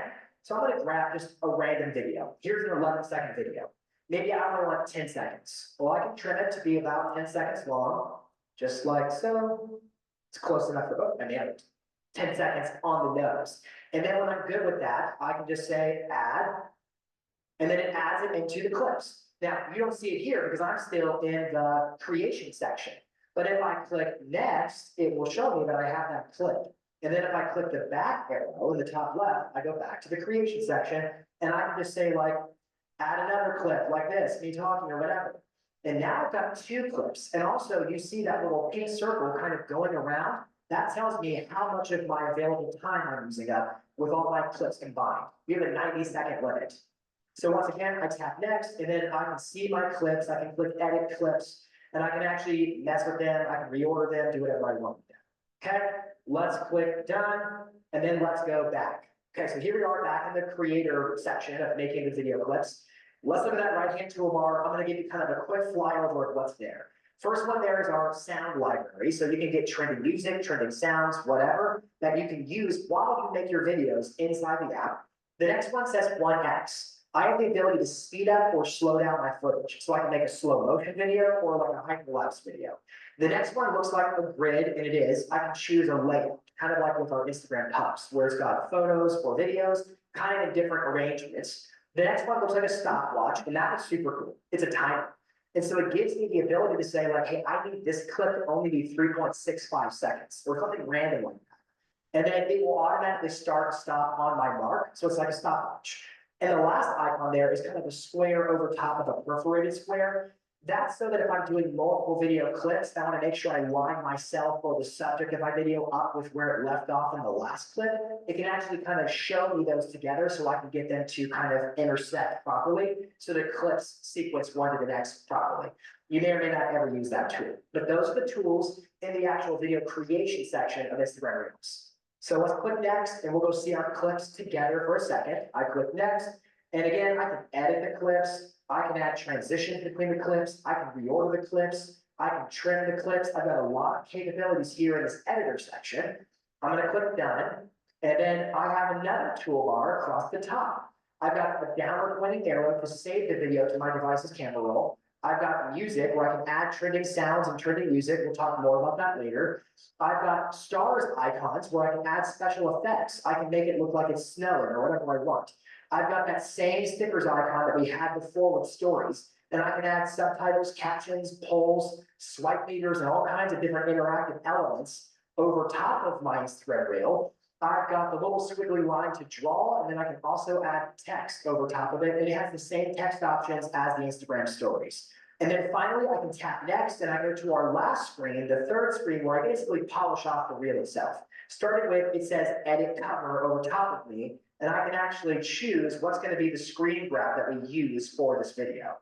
Okay, so I can choose that. I've got these options for cover versus profile grid, so I can actually make it look different in different places, because it might show up on my grid, it might show up in the feed, whatever. I want to be prepared for either way. I can also, if I have somebody make a professional cover image, that last option says add from camera roll, so you can actually upload an image that you want to use as your cover. When you're satisfied, you click done, and then you can add your caption. We'll talk about that later. You can tag people, you can rename your audio, you can tag a location, and you have all these different tools, just like with your post, in terms of where is this going to post and how's it going to show up and what's all the supporting material. That's Instagram Reels. And then our last option is we toggle over to live, and live is live. Once I tap that button, I'm going to go live, and people are going to see me live. When somebody is live, it actually shows them as live in the stories feed. Only they go to the front of the line, so there's actually a hack. If you want to get discovered more often, going live is a really great practice to making sure that you get seen by a lot of people. We can talk more about that later. I've got some basic tools on the right-hand sidebar. I can add some filters and effects, just like I could with stories or reels. And then one to point out to you is that calendar icon on the right-hand sidebar, which allows me to schedule a live for a specific time which is a very unique feature on Instagram in particular. I can also let other people come into my live streams with me. So live, suffice it to say, is a great practice, and it really makes Instagram pleased with you because it's so engaging for your followers. So that's Instagram in a nutshell. It's posts, it's stories, it's reels, it's live. It's not just social media, it's social multimedia. So who else is overwhelmed? He's this rate of speed is so fast. Do you have this turned on to like 1.25 speed or 1.5 speed? No, that's his slow speed. Oh my God. I didn't even know that was a thing. My kids need study when they listen to stuff, they make it faster speed than No. If it's on that speed, I don't know. Okay, so the 30th of January to Tuesday, from 12 to 2, is the working session that I have tests from Lunar Graphics and Caitlin coming in for. It is purely intended to be a working session. We're going to, we should be close, if we're not done with social media, we'll be darn close. So the intent when I was scheduling it was originally Google. Remember we talked at Christmas about a Google working session? But because of me being behind the power curve after COVID and then Tess going away for her birthday, it kind of pushed it so close to the end of the month that we're like, well, we'll pretty much be done with social media too. We'll also make it social media. So it's really about whatever you'll need help on. And the reason that I've got Caitlin and Tess both here is that way we've got 8 or 10 of us in here. They can kind of shuffle around or even break people up in groups. If we've got 3 or 4 who say, I don't really want to focus on my Google, and we have, well, my Google's in pretty good shape, but I need help over on social media, then that's what that day is for. And if it goes longer than 2 hours, so be it. But that is a working session because this stuff, I'm like, Caitlin, what did you do for my Instagram? Right? And I'm clueless. Now I will say, we know the 2 main mechanisms for us as realtors is Facebook and Instagram, right? Yeah, TikTok has its place, YouTube has its place. But the 2 main ones, I think for the under 40 crowd is mostly Instagram, and for the over 40 crowd, it's mostly Facebook. So what I challenge you on for next week is try, right? Even if you don't post it, go through the action. They had us do this when we went to the October conference in Denver, and like how to have a video behind you or like a market update, and then you're talking to it. Yeah. I didn't get it very well, but I know practice helps. And so I would challenge you between now and the 30th, whichever of these mediums kind of makes sense to you, at least experiment with it enough that you're able to then use that working session to help you work through oh crap, I tried that and I got stuck here. Because that's what happened to me when I was doing the exercise they had us doing in October, is I got stuck as I was doing this thing they told us to do with market updates, and I got stuck, and it's like, but I couldn't ask for help, right? So I got stuck and never moved past it. And so I wanted to talk about this a little bit because I think it's helpful if you'll experiment a little between now and the 30th, then you can use that session on the 30th more to kind of help you get over whatever you're stuck on. But you're not going to use all these, Benji might. I think honestly, I hate to say it, our younger agents are more likely to use TikTok. No, not you. Which is funny. He's an old soul. He's like a 50-year-old guy. That's funny, but honestly, right, I say it's typically a younger person's media, except Owen is addicted. I swear to God, he will not admit that he is addicted. Does he post things too? No, he was watching the video. I think it's, because he's a, I won't say he's a closet smoker, but he's kind of a closet smoker because he's always out around his corner. But you'll never smell it on him because he hates the smell of smoke. He's the weirdest one. Anyways, if I had known him for 25 years, you probably never would have dated, but it was a great thing for me that, nevertheless, I swear, because he's out there smoking, he'll you'll just go through TikTok. But even when we're watching TV with my daughter or something, and you know, your typical teens put on something that you want to spend time together, but you're really not interested in, but you're gonna sit in the room anyways, because you don't get that much time with them. And so then he'll sit there and you can tell he's scrolling TikTok while shows on, you know. Not into the Avengers, but that's okay. I'll sit here for 10 a.m. So, all right, well, let's see if we can get through another one or two of these and then we'll wrap up. I missed.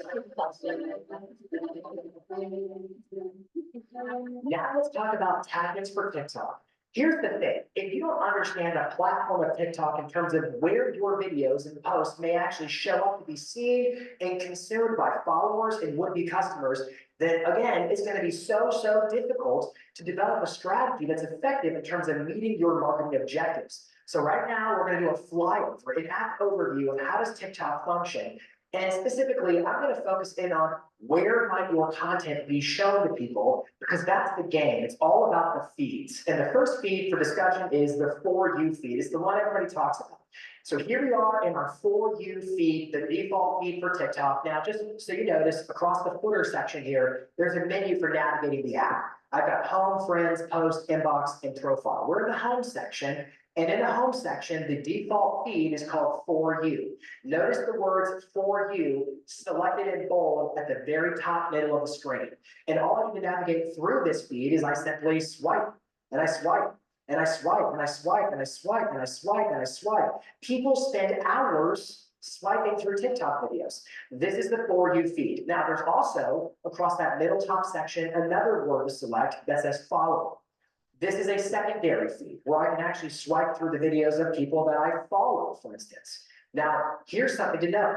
On Instagram, the default feed is who I'm following. But on TikTok, it's not. The default feed on TikTok is whatever it thinks I may be interested in. That is a categorical difference between Instagram and TikTok. Now, our next feed or section to discuss in terms of where people may discover your content is in the Discover section of the app. To get there, I tap that magnifying glass in the top right corner, and it takes me into search. I can search for whatever I want. Hashtags, topics, and it will show me top content that meets the needs of my search. Now, our final feed on TikTok is new. It is called the Friends feed or the Friends tab. And if I click that, I see my friends. Now, this is weird because it's kind of like the following feed, only it's slightly different. So here are all the distinctions. The For You feed is basically all the stuff that TikTok thinks I'm interested in. It's the main feed. The following feed are the people I follow on TikTok. The Friends feed are the people I follow and they follow me on TikTok.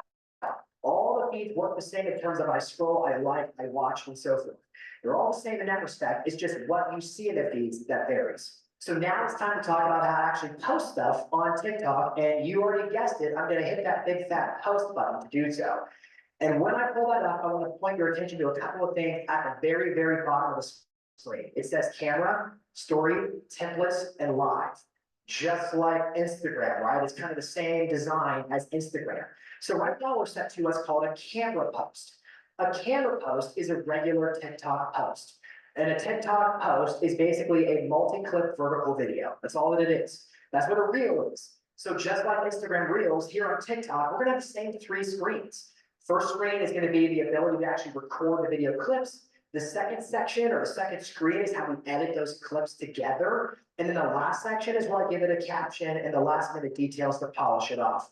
Literally a TikTok camera post is going to function just like an Instagram Reel in terms of its design and configuration. Now let's talk about what you can do inside of TikTok. So I've got my right-hand toolbar. It's kind of the same tools as we had on Instagram. I can flip the camera around, I can speed up or slow down the footage, I can enhance it, I can add filters to make it look funky or black and white or whatever. I can set a timer because remember, we're recording potentially video clips. And so I can say this clip has to be 3.6 seconds and I can make it start and stop on that mark. And then the next one is unique to TikTok. It's a library that pulls up like stock footage and animated GIF that I can actually use in my videos. That's kind of a nice feature. And then the last one is a reply, which is also a unique feature of TikTok that we can talk about later. So that's my toolbar. Now, if I've already pre-recorded the video, same as Instagram, in that bottom right section, I just click upload and it pulls up my camera roll and I select whatever videos I want off of my device and I add them here. So in this case, I'm gonna just choose that same video as before. In the lower left, I tap to select it and confirm it, and then I press next, because I can actually select multiple videos at once and it will automatically stitch them together, which is nice. And so now it pulls in our video and I can actually modify the video. I can add sounds and I can use their commercial sound library and put trending music and all kinds of fun stuff on it. I can also add effects and stickers and superimpose text over top. I can add subtitles and captions. I have pretty much the same tools that Instagram Reels gave us and maybe a few extras. And we go into our last section, which is where I add the caption, the hashtags, tag people, tag their location, all those other details, and then I hit post and I'm done. So same as with Instagram Reels. There's 3 sections. There's recording the video clips or selecting it off of my device, section 1. Section 2 is editing all that stuff together and adding my music and whatever I want. Section 3 is the caption, the mentions, and all the last minute details. TikTok is basically the same 3 screens as Instagram Reels, or better yet, Instagram Reels is actually the same 3 screens as TikTok. Now let's talk about TikTok stories. This is a newer feature and they're different. So stories are disappearing. They last for 24 hours and then they go away. But what's different about TikTok compared to Instagram is that on Instagram, I see my stories in their own respective feed. There's a stories feed that was arrayed from left to right across the top, those little circles with the pink thing around them. That is a stories feed. But on TikTok, the stories can actually show up in my regular feeds. That's my friends feed, the following feed, the for you feed. I can see stories pretty much anywhere in the app. The main distinction is they disappear after 24 hours. So to add a story, I just toggle from camera to story right here. And then I have pretty much the same capabilities as a regular camera post. So the major difference of a story is that it disappears after 24 hours. It can show up in all the same feeds, the for you feed, the following feed, the friends feed. It shows up in all the same places as a regular camera post on TikTok. It even shows up on your grid on your profile. So there you have it. That is a quick TikTok overview, but here's reality. Knowing how the app works, knowing where people can see your content is the starting point to formulating a winning strategy on TikTok.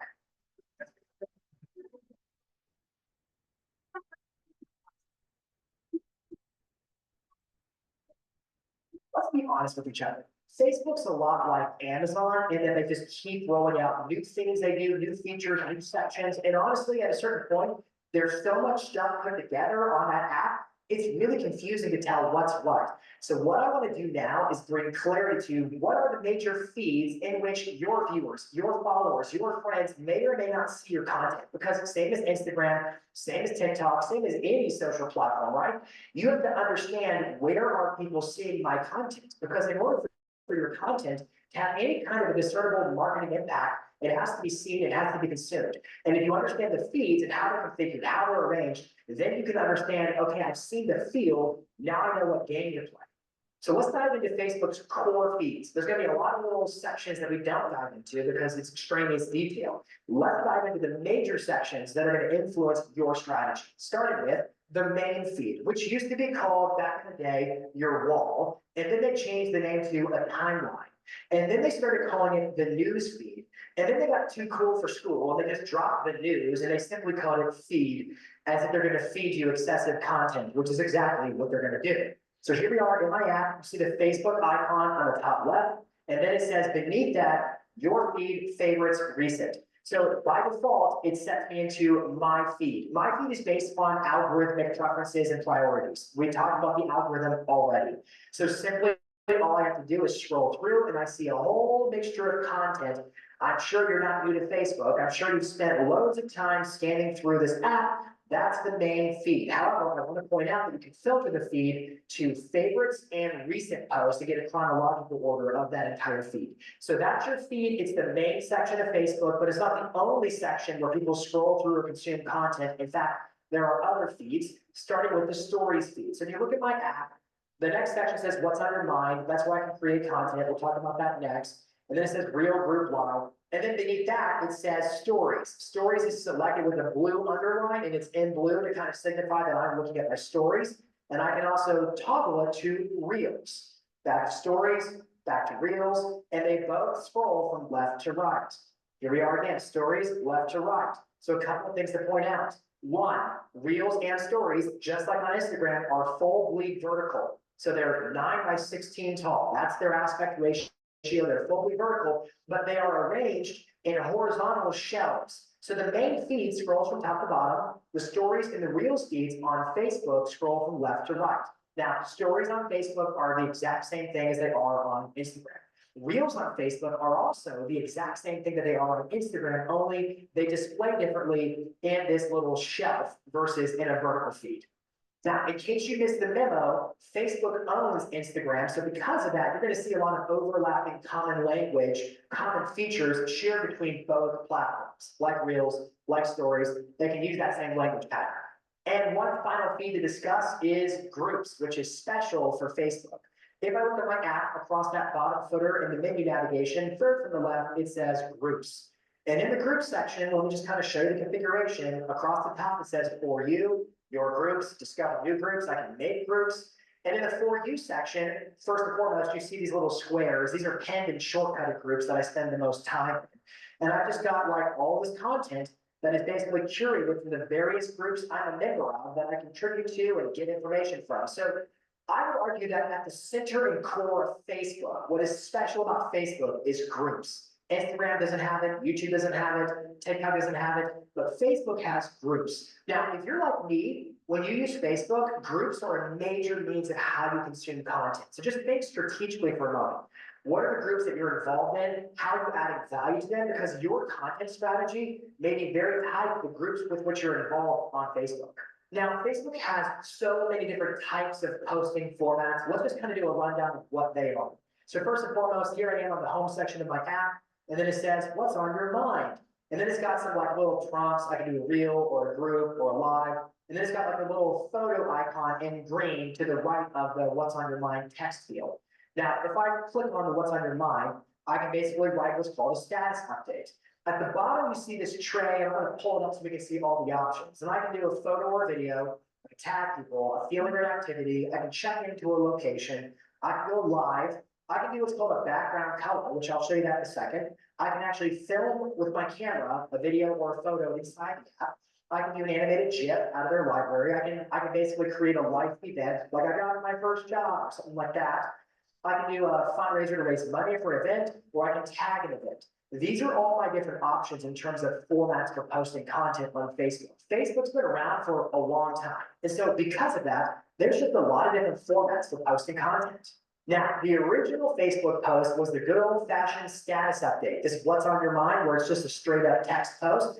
That's still an option on Facebook. It's not really one on other platforms apart from LinkedIn per se, but it is an option on Facebook. And they also give you this text overlay, which I have these little kind of background colors. I can choose one. And instead of just doing generic text, like wet font text, I can actually do a text overlay and make it more of an image. My point is, there are a plethora of options in terms of formats to post on Facebook. So as you start thinking through your mix of content in our upcoming videos, I want you thinking through, okay, what are all the options, all the configurations of content across Instagram, TikTok, Facebook, so that I can make sure I've got the right mix of content for my strategy, for my marketing, for my plans.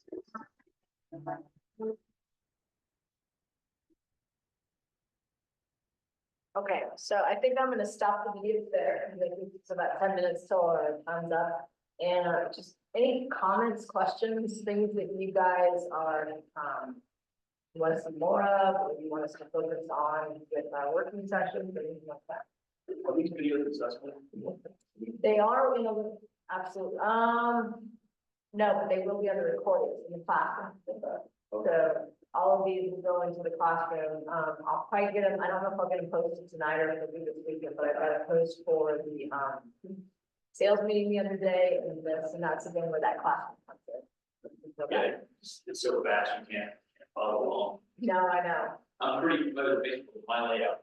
Like, Yeah, no, mine either. And, most of the Tom Ferry videos are available inside your room.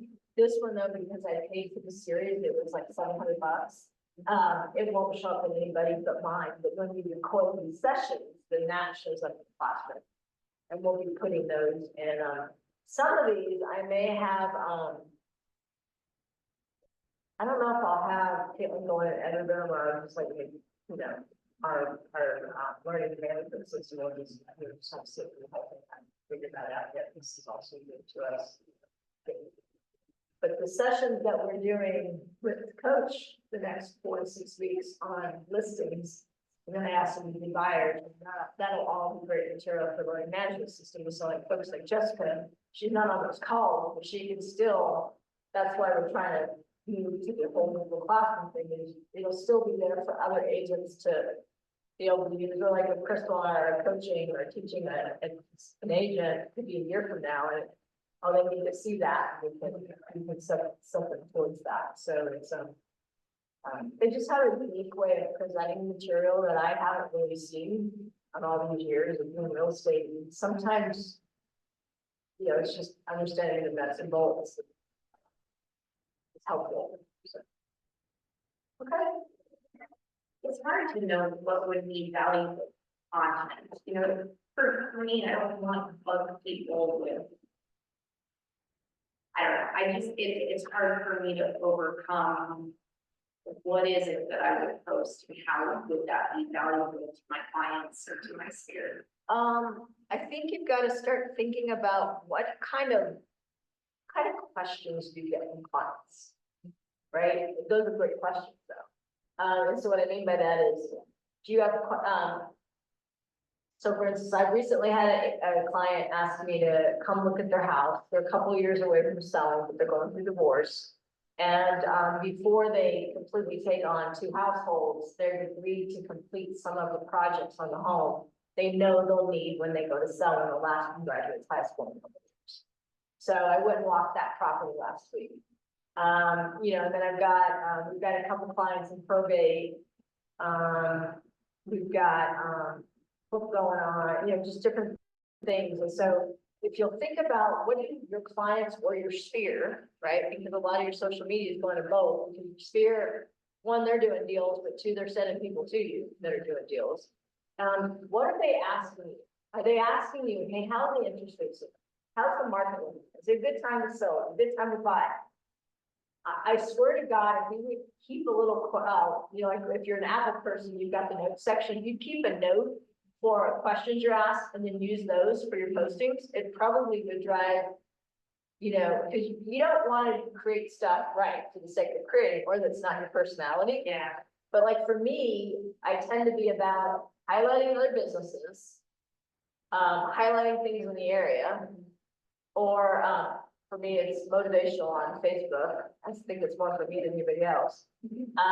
And then of course, what do clients or agents ask? And so we're actually trying to develop 2 series, one on the agent side, Laura calls it the frequently asked questions side, that then it's likely becomes a YouTube, Facebook thing, and more from the recruiting to kind of demonstrate, what kind of brokerage we are, right? Because you can tell people or you can show them. But on the agent side, kind of question you're asking, what do I post? I think that's where my brain is going is, well, what are my clients in my sphere asking? And then you go off of that. And then when you don't know, just your favorite stuff. If you've got a favorite restaurant, you discovered a cool little shop you didn't know was there. And I'm not great at this, trust me. I mean, the other day I met a chef that introduced me to a cool little coffee shop I'd never been to downtown, and a cool little bar next door that had a speakeasy in the back.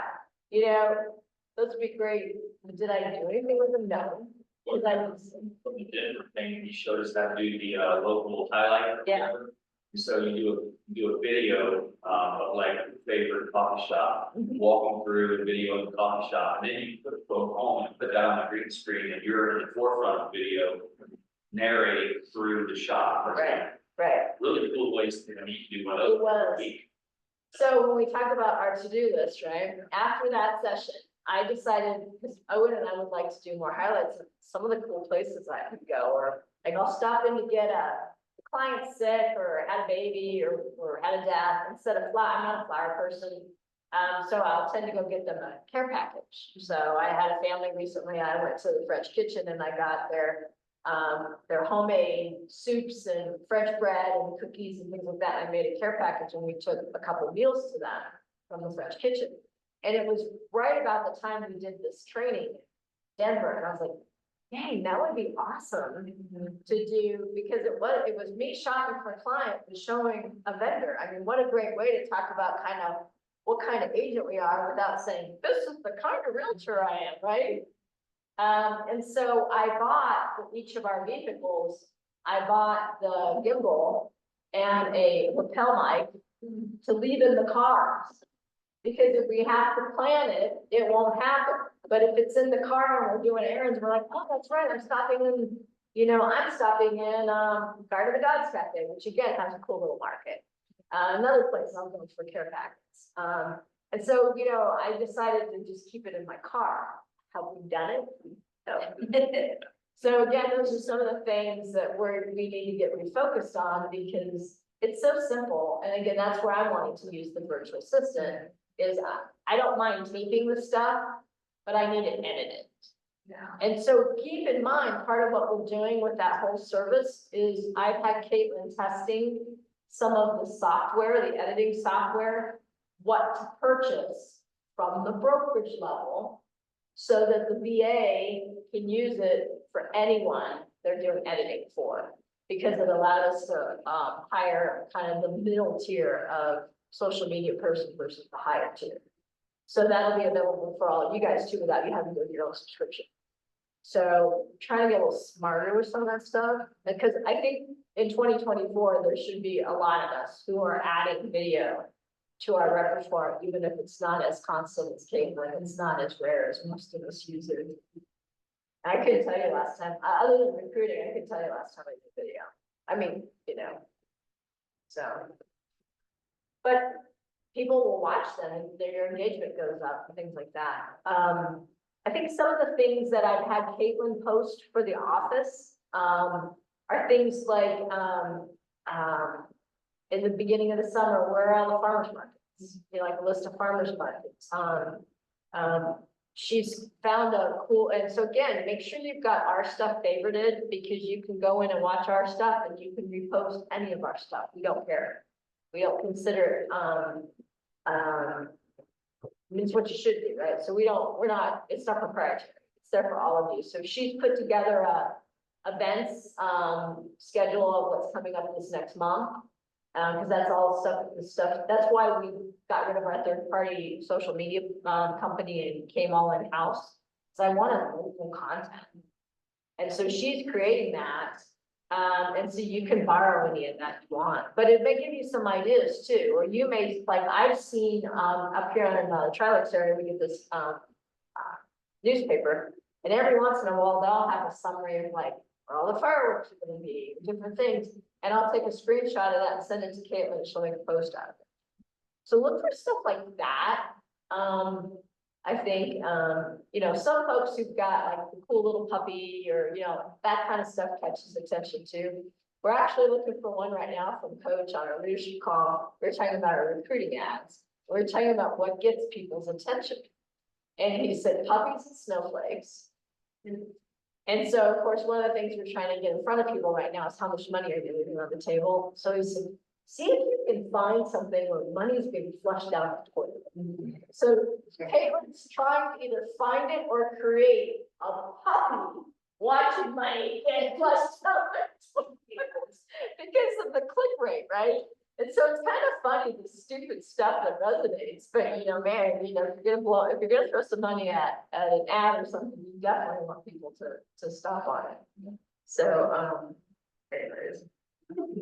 So good. I think though, keep a note on some of these questions, because when we do the working session on the 30th, I think these are great questions, not just for those of us who are here today, but for those who, like Travis, he's not here today, but he'll like come to that session, or Edwin, if he's not still on the other line. But I mean, I think this is the stuff we all struggle. I'm here. Oh, hey, good job, hanging in there. Bulk building in Canada, I learned that recently. That's huge. What is it? When you bulk build, there's a function in Canva, in various Canva, you can build 50 videos or 50 illustrations or whatever you want, and it's scheduled, not every Monday, it's the same. That's sweet. So just do a whole like That's great. several months at a time, you That's know, and it's, I use chat, and see what it is. So you call them, put everything in columns, you tell chat, you do that, and you put a column one is gonna be this top piece, column two, the main quote, or whatever, your video, whatever's the main, whatever That's the cool. section you want in your creation. And then you can build out like 50 of those all at once, and it takes like 3 minutes. And you schedule it all up, and just do it every Monday. That's what I've been doing. I don't do 50 at a time, I'll do like 6 or 7, 8. That's pretty cool. You know what I might do too is I might see if Caitlin and Tess have a little more time that day and see if I can add another hour on, because there's a lot of different things that I think we really could use that day for. You know, it's hard to organize. And I'd rather add a little bit more time to it than try to schedule a second session, if that's great. Yeah. And I admittedly am really poor with content because I have Caitlin taking me after the brokerage. So, I'm not having to deal with it. Yeah, you just like check, you what I did, was shoot the topic, right? Top 10 winter preparation for home or something. Check, and he spits out 10 things. And then you can put those in column with other data pieces in there. And you put the bulk bill in Canva, and it puts whatever you said, put at the top, whatever you said in the middle, and then maybe call me and get questions, whatever. That's cool. Right, and then you say bulk bill, and it takes all of those ideas that gave you, creates 10. Oh, that's awesome. Inspirational quotes. Column one is the quote, column two is the author, and column three is my contact information or whatever. Get the bulk bill, and it's all exactly how you want. Then you got 10 things, and then you save those and put them on Facebook, Instagram, whatever. Schedule them all out, come every Monday or Tuesday or whatever you want in the planner section. And then you just created 10 weeks worth of stuff in 1 week.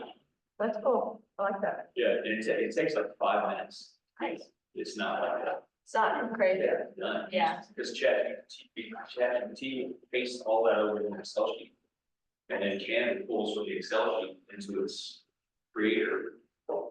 You don't really type anything other than, hey, give me 10 ideas. You know? Nice. Cool. Okay. So thanks guys for coming today. Edwin, thank you for tuning in and sticking with us. Yeah, no problem. All right, I'm gonna stop the recording. Have a good one. Bye. Bye.